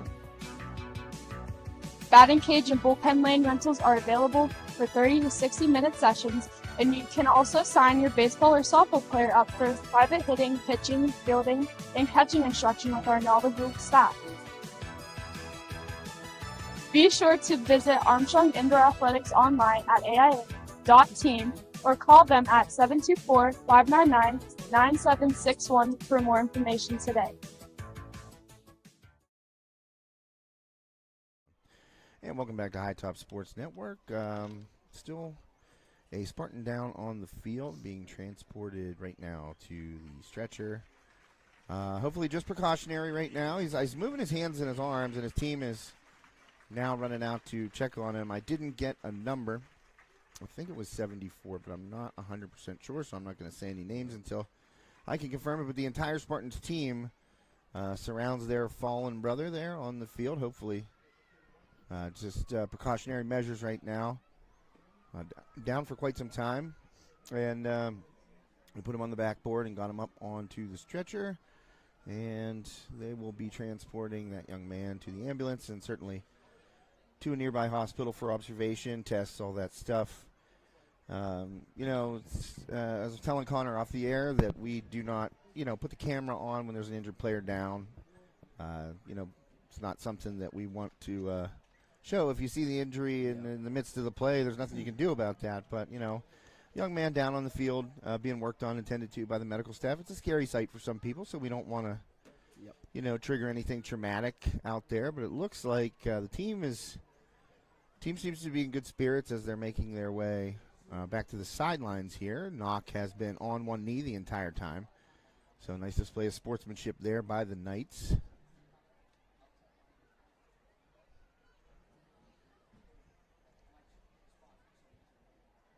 And we've got players making their way back to the sidelines. Still a crowd of a few players down there and some medical staff and looks like some coaches as well. Players being summoned back to the sideline, and the injured player being transported from the field right now. A round of applause. He gives the high five there to a coach. So the arms moving. That's a good sign. Seems to be aware. A little thumbs up there as he's leaving the field. So hopefully that young man okay. Just under some observation tonight, probably. Hopefully just a short stay in the hospital. Measured in hours, not days. That's what I always say. Hopefully measured in hours and not days. Mm-hmm. So we're going to get back to the action here in just a moment. The field is now clear. So the teams back to their sidelines. Officials talking it over with the coaching staffs of each side. And saying we're going to get her started here shortly. Right as we hit 9 p.m. There's 8:53 left on the game clock in the third quarter. Josh Reckengost and Connor Schwartz here with you tonight at Montour.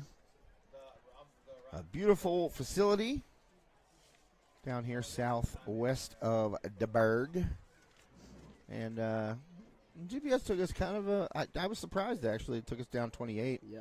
We ran into some Pirate game traffic, which I can't believe there actually is Pirate game traffic at this point of the season. But, you know, they would end up sweeping, after, everyone's given up. Yeah. I got the Royals in town tonight, I believe. Good old Pirates. Oh, the Bucks. Let's go, Bucks. Let's go. Wanted to see who the... Oh. What? You got a score update? 8-1 Royals. Yeah, that sounds about right. That is tragic stuff. Well, special thanks also to Montour Athletic Director Lucero. He provided a nice spot for us here up in the booth and gave me the Wi-Fi credentials to jump on and be able to send the stream out in high definition. So thank you to Lou. Appreciate that. He sent the roster as well.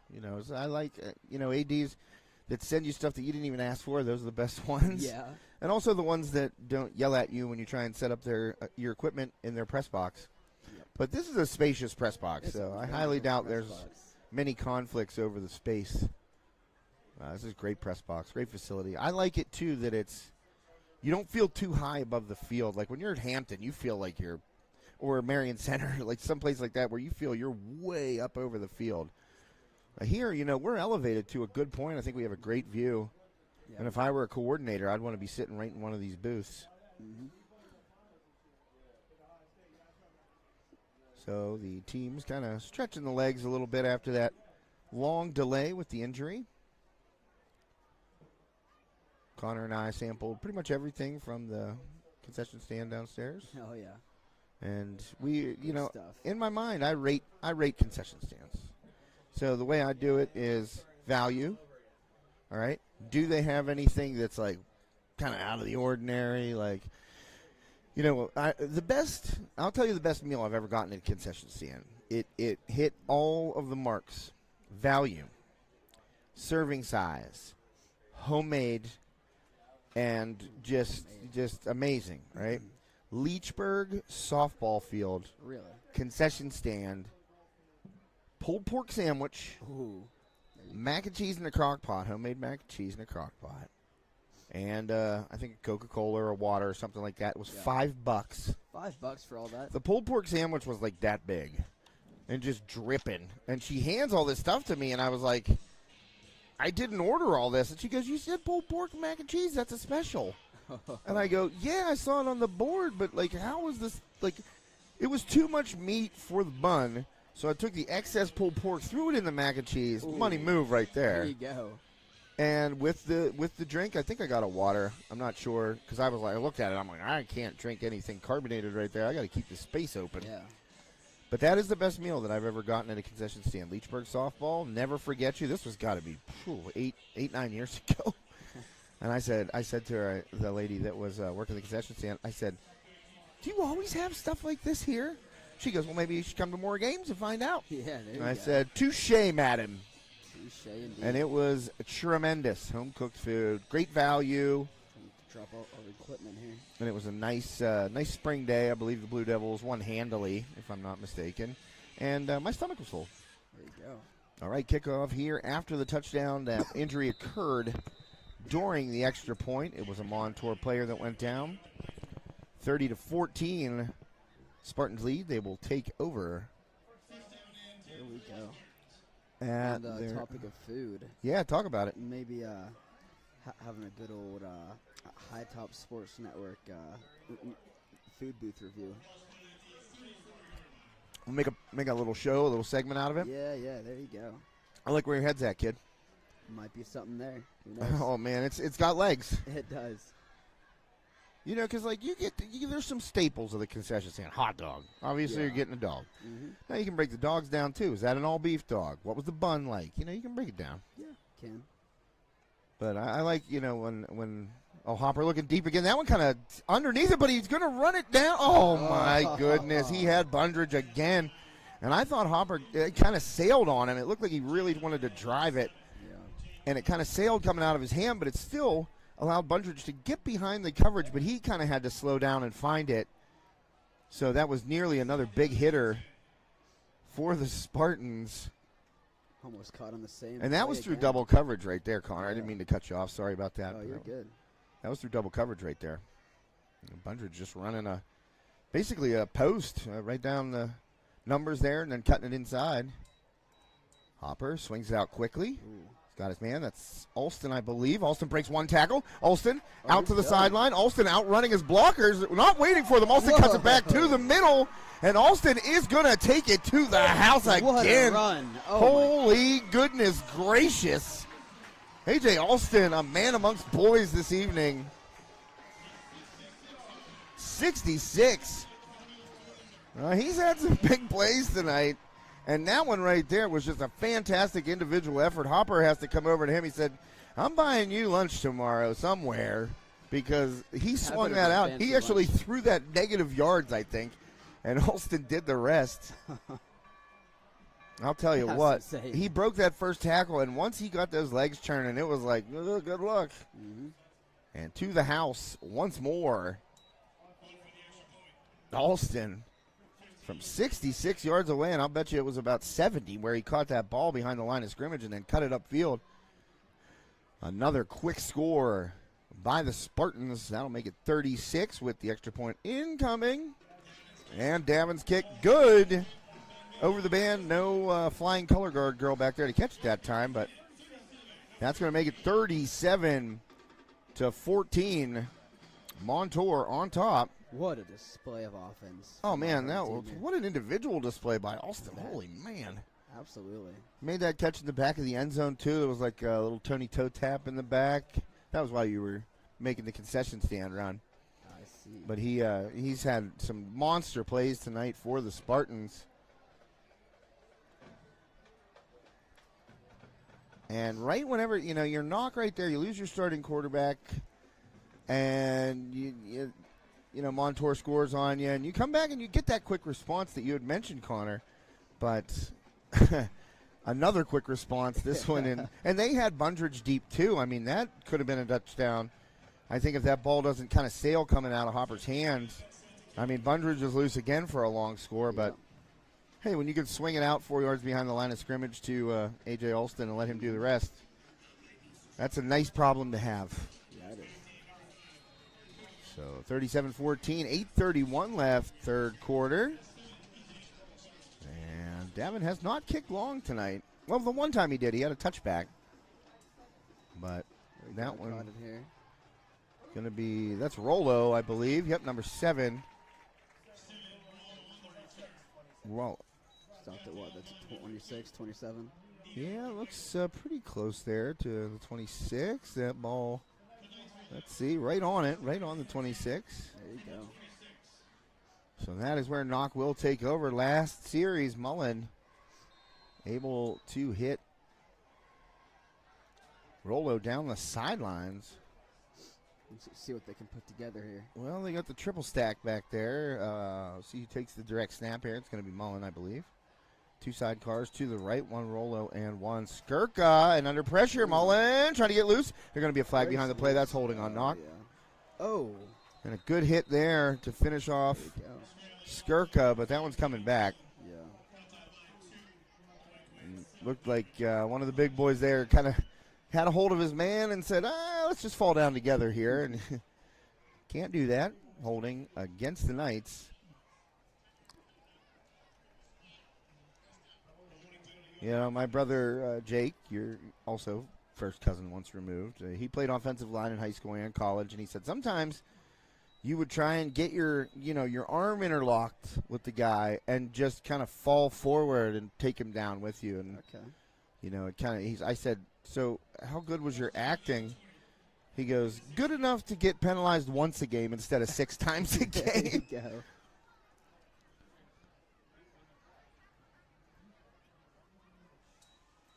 So there is the snap after the holding penalty. Mullen dumps it off and then popped. That ball was already out of the hands. And a shot to the midsection there. Clean hit. And that was Nino DiMichele And it's just, oh, whoa, there's a flag come in there late. Oh, an injured player. Hey, I saw a flag, there. I mean, if that can't be a personal foul. That was look, he just got hit in the solar plexus. That ball was off his hands. It was tipped. And I don't think anybody on the Knoch side would see it as a dirty play. I mean, that's just lines of convergence right there. Everybody doing their job. That ball just tipped off of Skirka's hands. DiMichele delivered a clean hit right after the ball tipped off of Skirka's hand, and they're going to give 15 to the Knights on that personal foul. Alrighty. And some boos come down from the Spartans faithful, and I mean that's the one thing that people complain about football. That it's too violent, too reckless, all that stuff. But there's also a flip side to that coin, and sometimes you over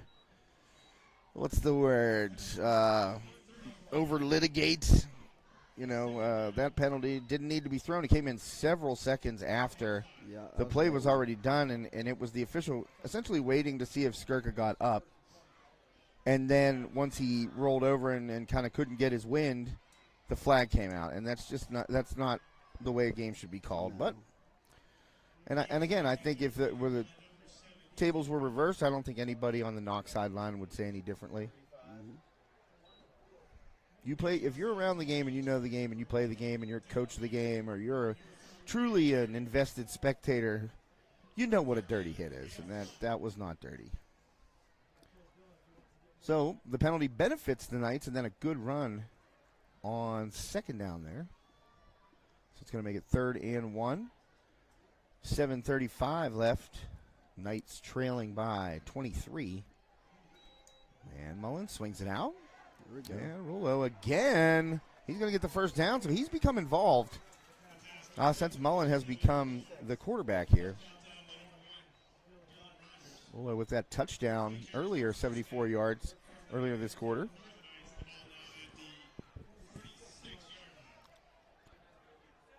So 46-yard line, a first down, fresh set of downs for the Knights. See if they I just realized that. Up some hope here. Sorry, I didn't mean to interrupt you, Connor. You're fine. Sometimes I have observations and I just start talking, so apologies. Yeah. Big talker, this guy. You think? So Rullo brought down behind the line of scrimmage after that little swing pass. And Nino DeMichael, excuse me, I mispronounced his name earlier. Nino DeMichael.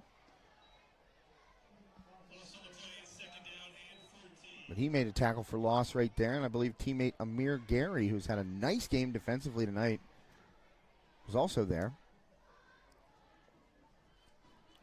What I was going to say is that M is it's like the big house in Michigan, It's like, yeah.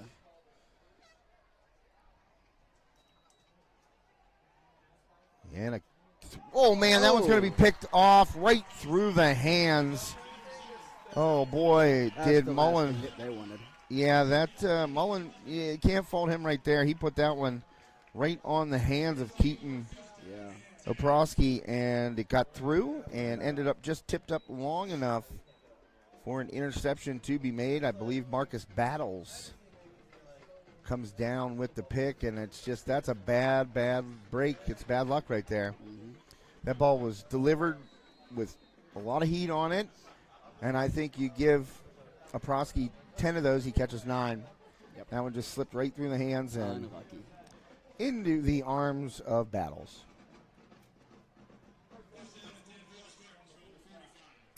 So first, excuse me, woo. 1st and 10 for Montour at their own 35, and Halajo looking like a young Lev Bell. He's just kind of picking his way behind the big boys. He's pushing them.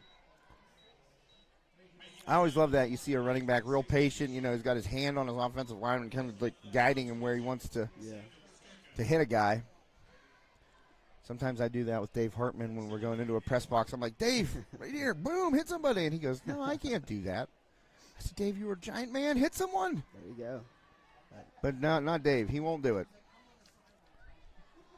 Dave is at the Armstrong game tonight, blackout night, honoring the memory of Sean Klingensmith, who was very integral in Ford City youth football and a close friend of Dave. So I gave Dave the night to go up there. That was the more important thing for Dave to see and be a part of this evening. So, he'll be back next week. Dave left his truck door open the entire time at Fox Chapel. Really? Since we came out, I go, "What?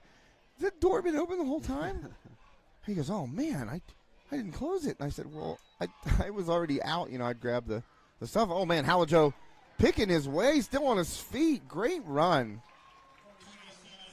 And look at those, like, just little mincing cuts right there. Great run, first down, Halajo. What a show Halajo's putting on here. I'm telling you what, man. At first, in the first half, he was just pound, pound, pound. And so far on this possession, at least, he's showing a little bit of flashiness and move-making ability. Yeah. So that'll wind the clock to 5 minutes left here, third quarter. 23-point lead for the Montour Spartans here at their home stadium. Beautiful facility. Team colors are black and gold.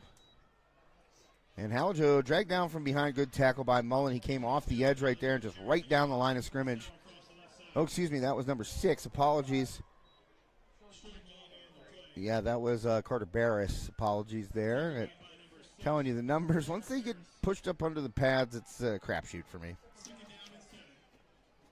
You know, sometimes 79 can look like 70 to me. It just depends on where the jerseys are. Yep.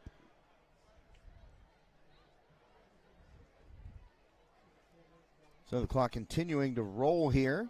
2nd and 7. Montour on the Knoch side of the field once more. And Hopper, a little handoff right there, draw play, and Halajo still on his feet. And he will have another Spartans first down. Surely it's a big team we have here. Yeah, it is. See them all lined up on the sideline.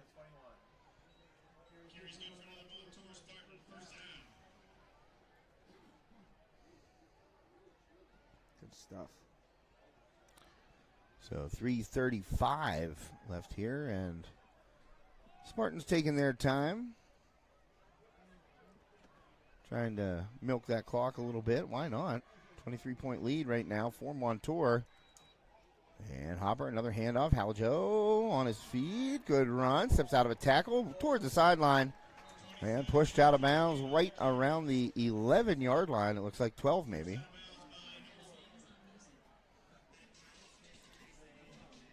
So make it first and just outside.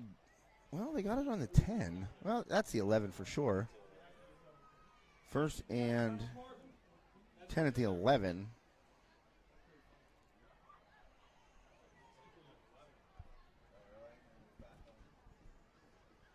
So it looks like, yep, the chains are still out there. So Montour will have a chance to get another first down.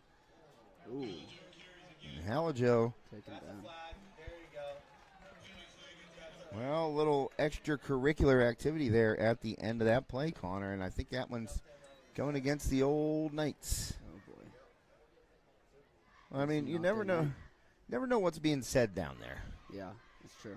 And they can get chippy real quick. You know, high school kids, you can hit the button really fast. It only takes one comment, and then an unsportsmanlike, then another. You know, that's one of the hardest jobs as an official is to keep the peace between a couple, you know, fired up 17-year-olds. Yeah. Who are ready to just go to the mattresses. My favorite, like in a basketball game, you know, where it'd be getting physical with me and somebody else, and a ref would separate us. I would yell questions. You know, he'd be like, that's enough, 44. You stay out of there. I go, what do you mean I got to stay out of there? What did I do? You know, just yelling questions at a man. So Hopper on 1st and 5 after that penalty. And Halajo, well, he's gang tackled there right at the 4-yard line, it looked like. They're covering him now. So gain of a few. Well, a couple, they say. 2 for Halajo. So Carter Barris in there on the tackle. He's got a bunch this evening, and Dylan Pinkerton as well in on the stop. And right now you can see Montour, they're letting that play clock run down before they even get up on the ball at the line of scrimmage, all the way down to 13 right now before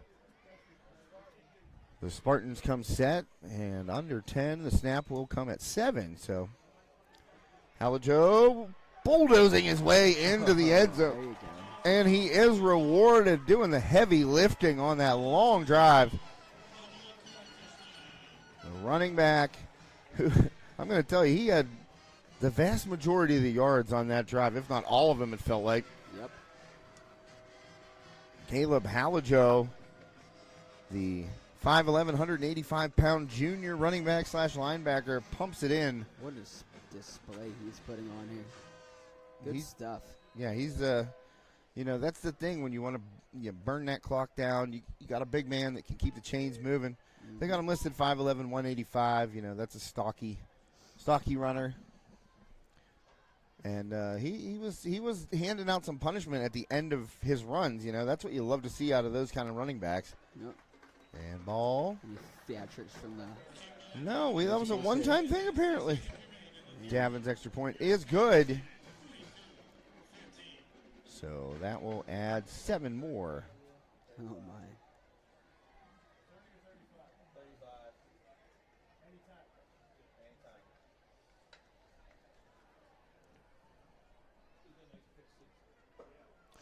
So we are, I didn't see what happened. Was it a timeout? No, still 3 on the board for each team. Yeah. Anybody hurt or anything? Don't see anybody down. I don't think so. Well, I see one official over there on the far sideline at the 40, just getting the stretches in. Look at him. He's ready.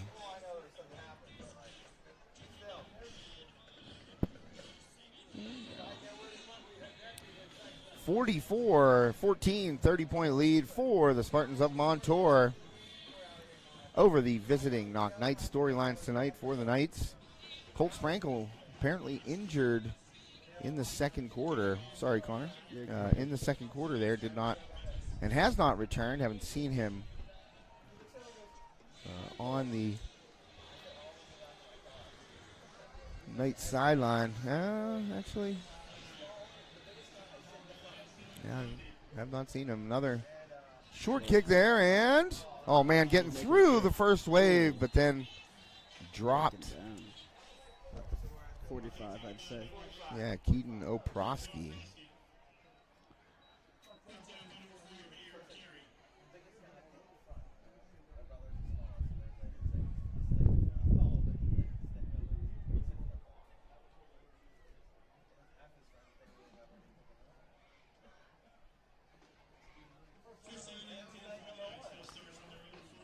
First and 10 here at the Knoch Knights 35 or 45-yard line, excuse me. Let's see what the Knights have. Mullen still in there at quarterback. Screenplay set up too high, delivered over the head of Brody Bauman. So first down and incompletion here for the Knights. Stops the clock at 1:58.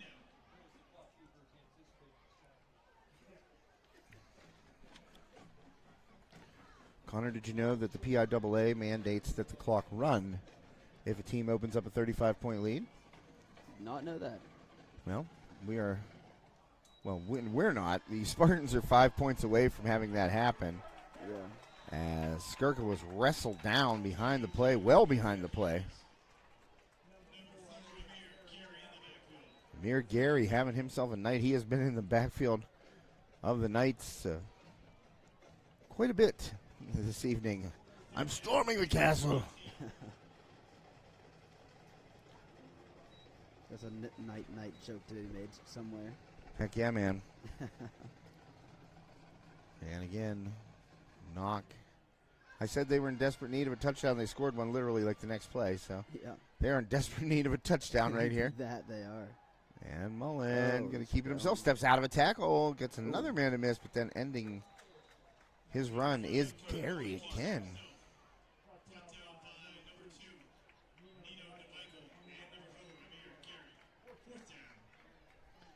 So 4th down and 14 here for the Knights. We're under 1 minute to play in the third quarter.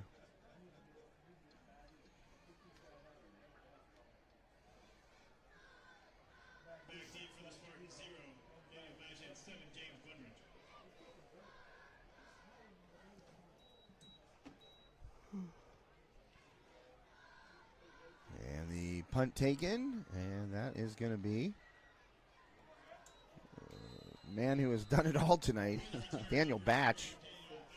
Boy, it's going to be tough to pick a player of the game for Montour tonight. They've had some fantastic performances on both sides of the ball.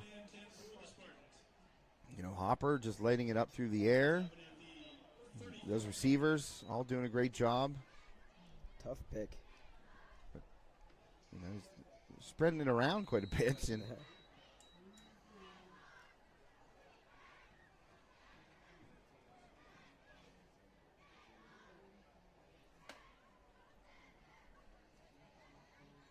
no, 29 seconds. Play clock stopping at 12 and restarted. So, Montour going to have to hurry. 4 seconds, 3, 2, and the snap gets through. Hopper just stepping up in the pocket, got a man deep, and coming back for it and making the play. And add a flag to it, I do believe. Marcus Battles wins that battle. Comes back to the ball. I think Skirka's going to get flagged for defensive pass interference. I've been right about 90% of the time tonight, 90, so. 95. See if I'm right on this penalty. Bada boom, bada bing. There you go. I'm telling you, it's got to be the view from the press box. I'm not taking credit. Yeah. Because I'm seeing everything like really, really clearly up here. It's like I said, it's a perfect elevation. You're not too far high up. I still can't read the numbers, but I mean that's going to happen no matter what. I can never read the numbers. Get my eyes checked. You need to get your brakes checked. Yeah, that too. That too. Had a close call on the way. Oh man, I was very surprised. I didn't know what was happening. Yep. I said, "Is this a new feature of Honda?" Yep. What is this? Well, that is the final play of the third quarter.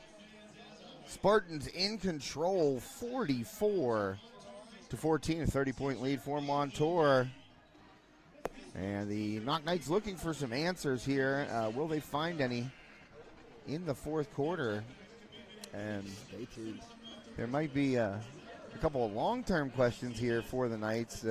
Mainly, what is the health of one Colt Sprankle, who, had a touchdown pass early and was, leading his team down again. And you hate to think what might have been or could have been. We don't know how seriously the injury is, or how serious the injury is.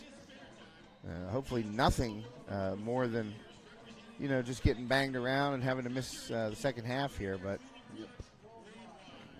hoping all the best here. At least it looks like they have, if they need to utilize the backup quarterback position, at least they.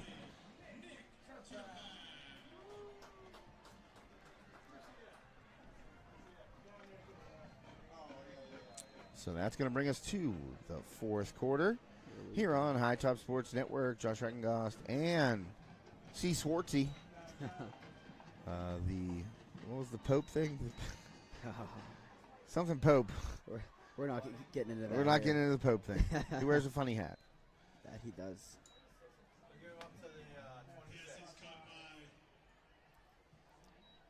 That was almost that Halloween costume for me at some point. The Pope? Yeah.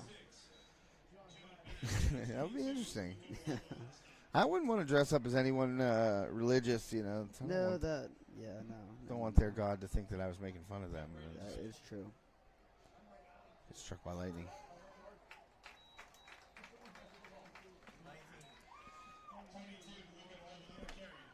Well, Skirka going to get a few yards there.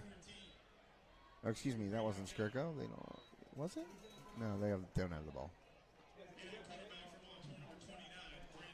Number 22 for Spartans, Luca Nuovo. What was it? The Pirates score? Pirates. It finished 8-3. Well, at least they got a couple there and there. Yeah. Oh, they lost the ball. Oh. And lucky for the Spartans, that fumble goes out of bounds. And they will retain possession. Brandon Bennett. And he was pounding the ground while he was still in the air. He knew he fumbled it. But luckily it went out of bounds for Montour. He was falling to the ground, like punching the ground, like he knew he lost it. Yeah. As if they need that luck here. Well, they don't. And to the outside right now, cutting it back up inside.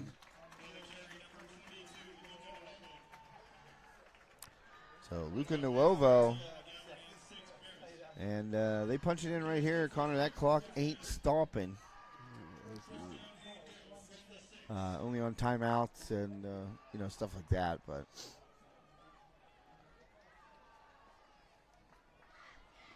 so Spartans have it first to go at the 6. 10:22 remaining here, regulation. Oh, Ooh. There we go. Ooh. And not much there. Couldn't quite truck him over. Got to hit the truck stick on the controller. Yep.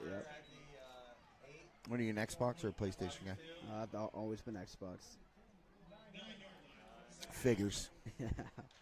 I looked into getting a PS5 not too long ago. Yeah, well, whenever I got a PS1 way back in the day, it was just a dream come true for this poor college kid. Yep. Yeah, I was in college when it came out. Oh, that was a long time ago. And I was like, I'm getting this. And I did, and it was amazing. So carrying the ball there off, that was through the B gap, it looked like there, left side. Number 29, Brandon Bennett. What was your first game on the PS1? First game on the PS1, you know what it was. Madden, man. Fair enough. I bought the PS1 to buy Madden. I was like, all my friends are playing this game. I need to play it too. Yeah. It got serious back in Enterprise Hall, I got to tell you. Oh, I bet. There were lots of things being bet. I'm not talking anything bad. We're talking like Swiss Miss puddings and like slices of pizza. Oh, we got a flag down. And the way we developed a currency system with the snacks. So if you won like 6 candy bars, you could turn it in for like, big Entenmann's cake. Then you win a couple of those, you turn it in for like a trip to Wendy's. Then you win a couple trips to Wendy's, you turn it in for a trip to a nicer place, a diner maybe. Then we work all the way up to Peter Luger Steakhouse, the original in Brooklyn. And let me tell you, paying that bill was not fun for me. No, I bet. Just kept going double or nothing, and I kept losing. And my buddy, my best friend Lee from college, he lives down in Delray Beach, Florida now. He said, I'm taking you up on this. I'm going to Peter Luger. We're going. And I said, never going to get there. I'm going to win. And I ultimately ended up paying for a very, very expensive steak dinner. Oh, man. College kids aren't meant to go to Peter Luger Steakhouse, trust me. No.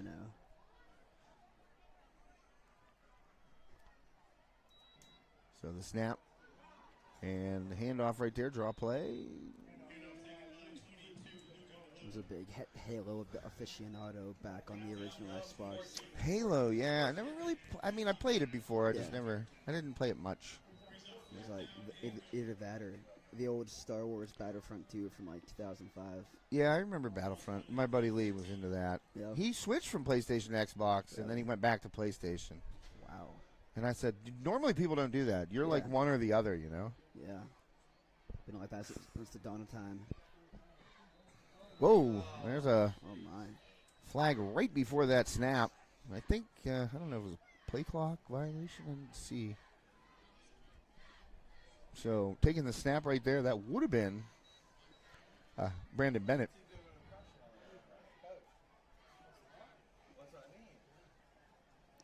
So 7:50 remaining in regulation here. Looks like Montour going to pick up that dub this evening. Another school added to High Top Sports Network's football coverage. Joe and I figured it out one time. Here's Bennett. He's got a lot of room. And I'm sure coach has said, keep it in bounds, Brandon. And he does. Goes down right around the 5-yard line, maybe right on the 5-yard line. So thank you, Connor, for pointing it out. It is the fourth quarter. Yeah. I'm too busy talking about losing steak dinners. Yep. Well, 44-14, 30-point lead. Knoch will take over at their own 5-yard line. And aside from the 95 yards that sits in front of them, between where the ball is and the goal line that they need to reach, they got to do it about 4 more times. And not a lot of time remaining here. No. Are we not thinking the Knights are coming back? I mean, I never say never. Oh, man, escaping and throwing deep. Left-handed. Hurling it down the field there was Brody Bauman, and I tell you what, he dodged a freight train right there in the backfield.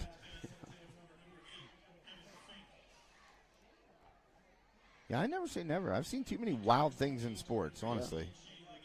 I've seen a team called the Wild Things, but you know, you cover sports long enough, you're going to see something that you're just like, how in the world did that happen? So I mean, a monster comeback with 7 minutes left. I never say never to anything. Fair enough.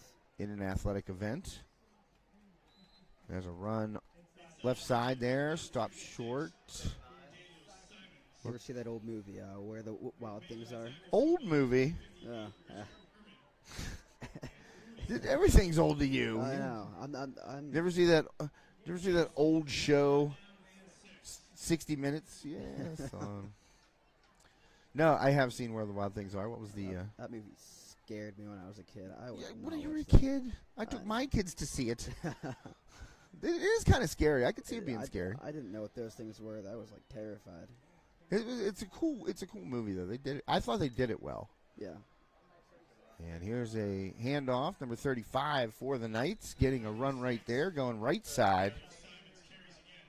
And excuse me, that was number 36, Daniel Simons, the 6 foot, 173-pound sophomore, getting some run.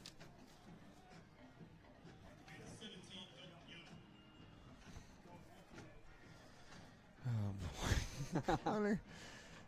It's been fun tonight, man. I've had a good time. Yeah. I really have. And that's just pointing that out means that I know that we're related by blood. Connor. So punt. Oh, getting it away. Good boot there. Out to about the 40. Look, about the 43-yard line. A little roll toward right at midfield. Is going to be spotted. And Montour will take over at the 50-yard line. 5:52 left here on High Top Sports Network.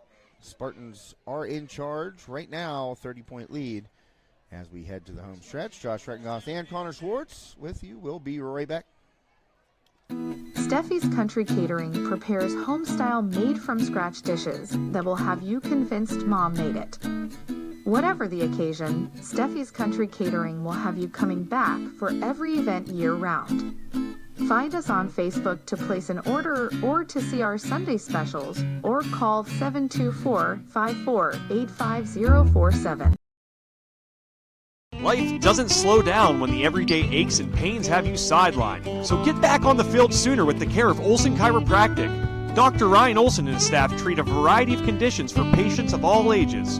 Don't jeopardize your quality of life and the moments along the way. Let Olson Chiropractic help you find the healthier, younger you. Call Olson Chiropractic at 724-548-1040 to schedule a consultation. And we're back and right out of the commercial, taking it to the house long distance. Boy, I'm glad we got back in time for that, Connor. As, boy, I'll tell you what, Montour got right on the field, quick snap. And it was after, actually, a personal foul penalty. That's why I kind of let the Olson Chiropractic, thanks to Dr. Ryan Olson and his staff there in West Katanning, I kind of let the Olson Chiropractic commercial play because they called a personal foul after the play against Montour, so that pushed it back from the 50 to the 35. So that would have been a 65-yard touchdown run, and now we have an illegal shift called against Montour. So that negated not only a 65-yard touchdown run by number 22, Luca Nuovo, it also negated the Ryan Olson Olsen Chiropractic commercial. Because we came flying back. I said, Connor, no, they go to the house. He did too. I mean, he got that sideline and was gone. He got in there. He put those jets on. And it just happened so fast. It was like they were talking about the penalty, and then boom, ball snap, gone. I look up and suddenly Oh yeah, it was. It's like weird. Like it's kind of this game has kind of been in fits and starts. A little stop and go. And emphasis on the go. Yeah, emphasis on the go. Well, Knoch was able to hold Montour out of the end zone last possession, so it didn't trigger that PIAA mandated running clock at 35 points or more in the second half. And, here we are, 5:41 left. And Nuovo's going to get another chance. They run the exact same play. Well, pretty close to the same play, it looked like. Yeah. And Nuovo keeps it in bounds, which Shore coaches have instructed their young charges to keep that ball keep it in the green. No, don't hit those sidelines. Yep. So 6-yard gain by Nuovo after the illegal shift penalty negated his touchdown run. And it'll be 2nd and 9 here. Montour going to salt away this victory as Bennett takes it right side, makes a man miss, stop and start, steps out of a tackle, jumps over one, and now Bennett going to get, someone trying to deliver the hit there on the sideline was Cohen Sunday, and Bennett just kind of shrugged that off. Bennett listed right now, oh man, he's a freshman, 6'2", 185, well, that is a pretty big freshman. Enjoy your time at quarterback, young man, because you may grow out of that position.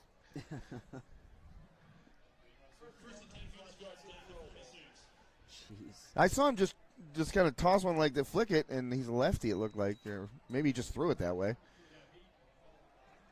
And a good run again, keeping it inbounds.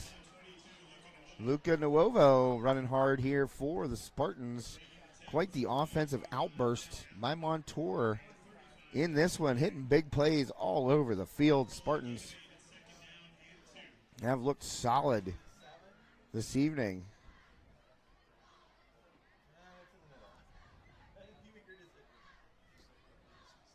Well, I did get an update on Colt Sprankle.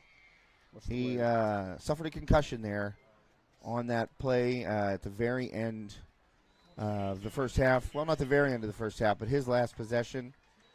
Just got the update from his father. And honestly, I'm glad it's a concussion. And I say that just because I watched Colt get absolutely buried last year against Hampton and had that collarbone broken, which cost him the season. And unfairly, really, because that, should have been a penalty on the defender that landed full body weight on him and broke his collarbone. But also, it was unfair because he had worked hard to win that starting spot after Caden Olson, had departed for graduation to the University of Pennsylvania. And Bennett going to escape again. Oh, big stiff arm by Brandon Bennett. Oh, man. That is a man-sized stiff arm tackle out of bounds, and normally I think a flag would have come in there if this game were anywhere near close, but that one is not called. Well, it does come in late, so we might have a personal foul after Bennett was hauled down well outside the boundary. But, Colt suffered a bad injury last year that, it stinks that it happened to him. And when I saw him sitting over there, I thought, please don't let it be serious. And a concussion is obviously serious. I'm not saying it's not. It's just better than a broken collarbone. Yeah. So thank you to the elder Sprankle, Ryan, for the update. And thank you to Sprankle's Neighborhood Market, of course, for being tonight's broadcast sponsor and scoreboard sponsor. Sprankle Saxonburg and Sprankle's Katanning. So appreciate those guys, Doug, Ryan, and, of course, the patriarch of the family, Randy in Leechburg. Love the Sprankle family. They're going to be a new addition to the Sprankle family pretty soon. Check Facebook if you want to know about that. But, I'm glad that Colt is not seriously injured. That would have been a tough blow to take, another season ender or something like that. Yep. So, Colt, get well soon. I know your head's already not on straight, so I'm not going to say get your head on straight, but get your head clear, buddy. Rest up. I've had my share of concussions, and really the best thing for him is just close your eyes. You know, once you know that you're okay, just you try and rest. Because you don't want that brain rattling around, be it on the football field or even if you're running or jogging. Strenuous activity is not good for it. So hope Colt can rest up and get back soon. As for the Knights, they are going to have to lick their wounds from this one. Just a dominant showing by Montour tonight. And Bennett going to take it right there. He's hauled down behind the line of scrimmage, and we are at 3 minutes left in regulation. Montour and Knoch both. Some reserves in.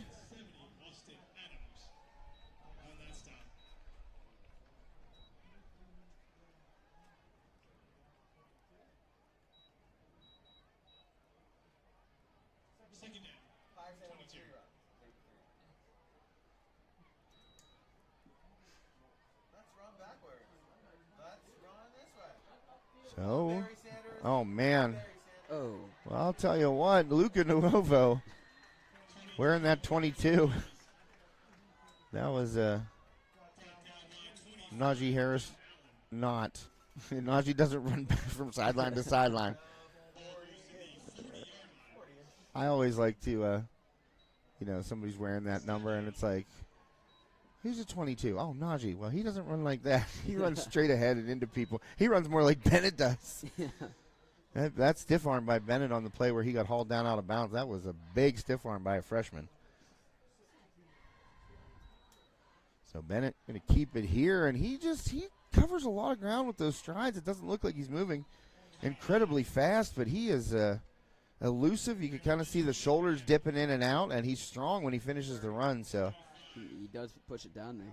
Looking like a solid future at Montour if he stays at that quarterback position. And we heard up here in the booth that he's got quite the arm to go with those legs and that frame. So may see something special out of this freshman getting some varsity time here at the end of this one. Against the Knights, we are at 1:19 left in regulation, so this one just about done. And we are going to sign off quickly because Connor and I have a long ride back, and that is going to be a carry. That's from Nuovo, I believe, again. And a hit. Oh, man, that was dicey at the end of that play, but Nuovo getting hauled up by his teammate. He's a little, I don't know if that's bell rung or just tired, or he's limping a little bit, but he's all right. So we got 1:03 left. So turnover on downs there. The Spartans give it up. And the Knights will take over at their own 26-yard line.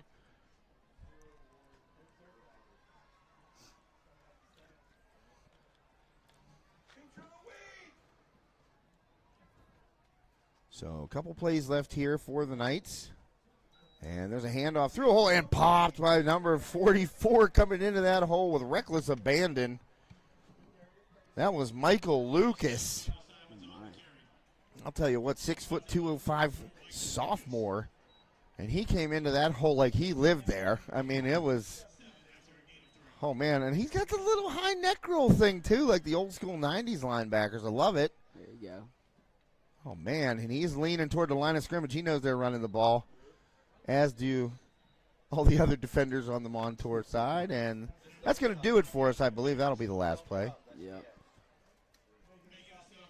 Well, listen, Montour, an impressive showing tonight, Connor. Absolutely. I don't know who to pick for player of the game. Honestly, I don't. What are your thoughts here on our player of the game, High Top Sports Network player of the game? I could go about 6 different ways, and they all wear black and gold. Montour, 44-14 over the Knoch Knights tonight. Who are you thinking? Who's that kid's name? Who's that kid's name? The one that scored all the touchdowns? Old now. Yeah, that's who I was thinking. Let's see. That's true. And he booted his first extra point right into the line, which was awesome. Listen, Connor, the guy who, what's that kid's name? The one that scored all the touchdowns? A.J. Alston. That's my player of the game. And he was lights out. Yeah. But I tell you what, Drew Hopper, he only made one mistake, really. Drew Hopper, that fumble where he was on a designed run, and, ball got knocked away from him. He still picked up the first down. He just had the ball a little away from his body. That's the only mistake that Drew Hopper made all night. So it's really a tough call. But, I'm going with A.J. Alston, or we could do co-player of the game, Hopper and Alston. What do you say? Yeah. All right. Connor is in agreement. I like it. Our High Top Sports Network co-players of the game, A.J. Alston and Trey Hopper for the Montour Spartans. Big winners here tonight, 44-14 over the visiting Knoch Knights. Good stuff. And the Knights go down, the Knights go down to their end there and take a knee right around the 30, and the Spartans go toward their band, and they will celebrate a victory here at home this evening. Thank you to Sprankle's Neighborhood Market in Saxonburg, Katanning, and Leechburg, 3 locations. Appreciate the continued sponsorship of Sprankle's Neighborhood Market. And thanks also to my man here, Connor Schwartz, getting on the mic tonight, doing some fancy camera work. Absolutely. Appreciate you, man. Fun time. Fun time indeed. And Connor, maybe smack some late night golf balls at the High Top driving range. We'll see how it goes. I'm down. We got the High Top guys will be in a scramble tomorrow morning at White Oak Golf Course in Dayton, PA, benefiting the West Shamokin varsity baseball team. So it'd be nice to come home with a W, but it will be good. It'll be good fun just to be out there. I know a lot of people out there. We obviously cover the Wolves and, all sports really. Mm-hmm. So it'll be nice to see some folks out there that I haven't seen since last baseball season.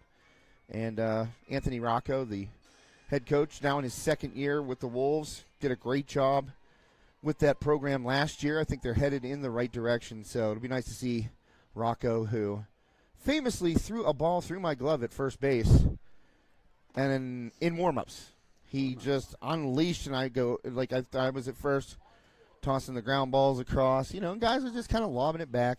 We're warming up between innings. And Rocco just comes up firing. I go, no, and it went through the webbing of my glove, and I go, Rocco, in warm-ups? He's a heck of a ball player, can hit a mile, get cannon arm. And a West Shamokin alum, and I thought they made the right call by hiring Anthony and bringing him in to run that program. And they had a big improvement last year, and looking forward to being out there on the course and help benefit the Wolves. But for tonight, that'll do it for Connor Schwartz and myself, Josh Schreckengoss. Thank you for tuning in this evening, recapping the final score once more. Montour 44, the visiting Knoch Knights 14. Yeah, not a fun night to be a Knights fan, or not a fun night to be a Knight, really. It was a tough game to get out there and play. You could see the size of the teams. a lot more players in black and gold jerseys. But this was a good stiff test for the Knights to come down here and play a program like this in a hostile environment. Not really hostile, but, an overwhelming kind of environment. And it was a tough game. They lost Colt Sprankle in the first half there, and offense kind of sputtered after that. They did get a nice touchdown play. The pass from Cody Mullen to Ethan Rollo was a nice play there in the second half. But then that long injury delay, it just never felt like the Knights had a chance to get started. All right, well, we're going to sign off here and pack it up, hit the road back to Armstrong County. All righty. If any of the other games are still on, which I highly doubt they are, I feel like I've had the longest game every week. But make sure you tune into the network, check our social media, see what we're up to, where we're at, who we're covering, what we're doing. And, of course, if you're interested in becoming a sponsor or know someone who is, there's plenty of ways to contact us. Feel free to get in touch. Connor, any final words for the folks out there? I don't think so. Other than save on meat. Yeah, right. That's right. You got a hashtag save on meat that. Absolutely. Again, thank you to Sprankle's Neighborhood Market. And thank you, folks, for tuning in. And hope you enjoyed tonight's presentation of WPIAL Exhibition Varsity Football on High Top Sports Network. This is Josh Schreckengoss signing off for Connor Schwartz and the entire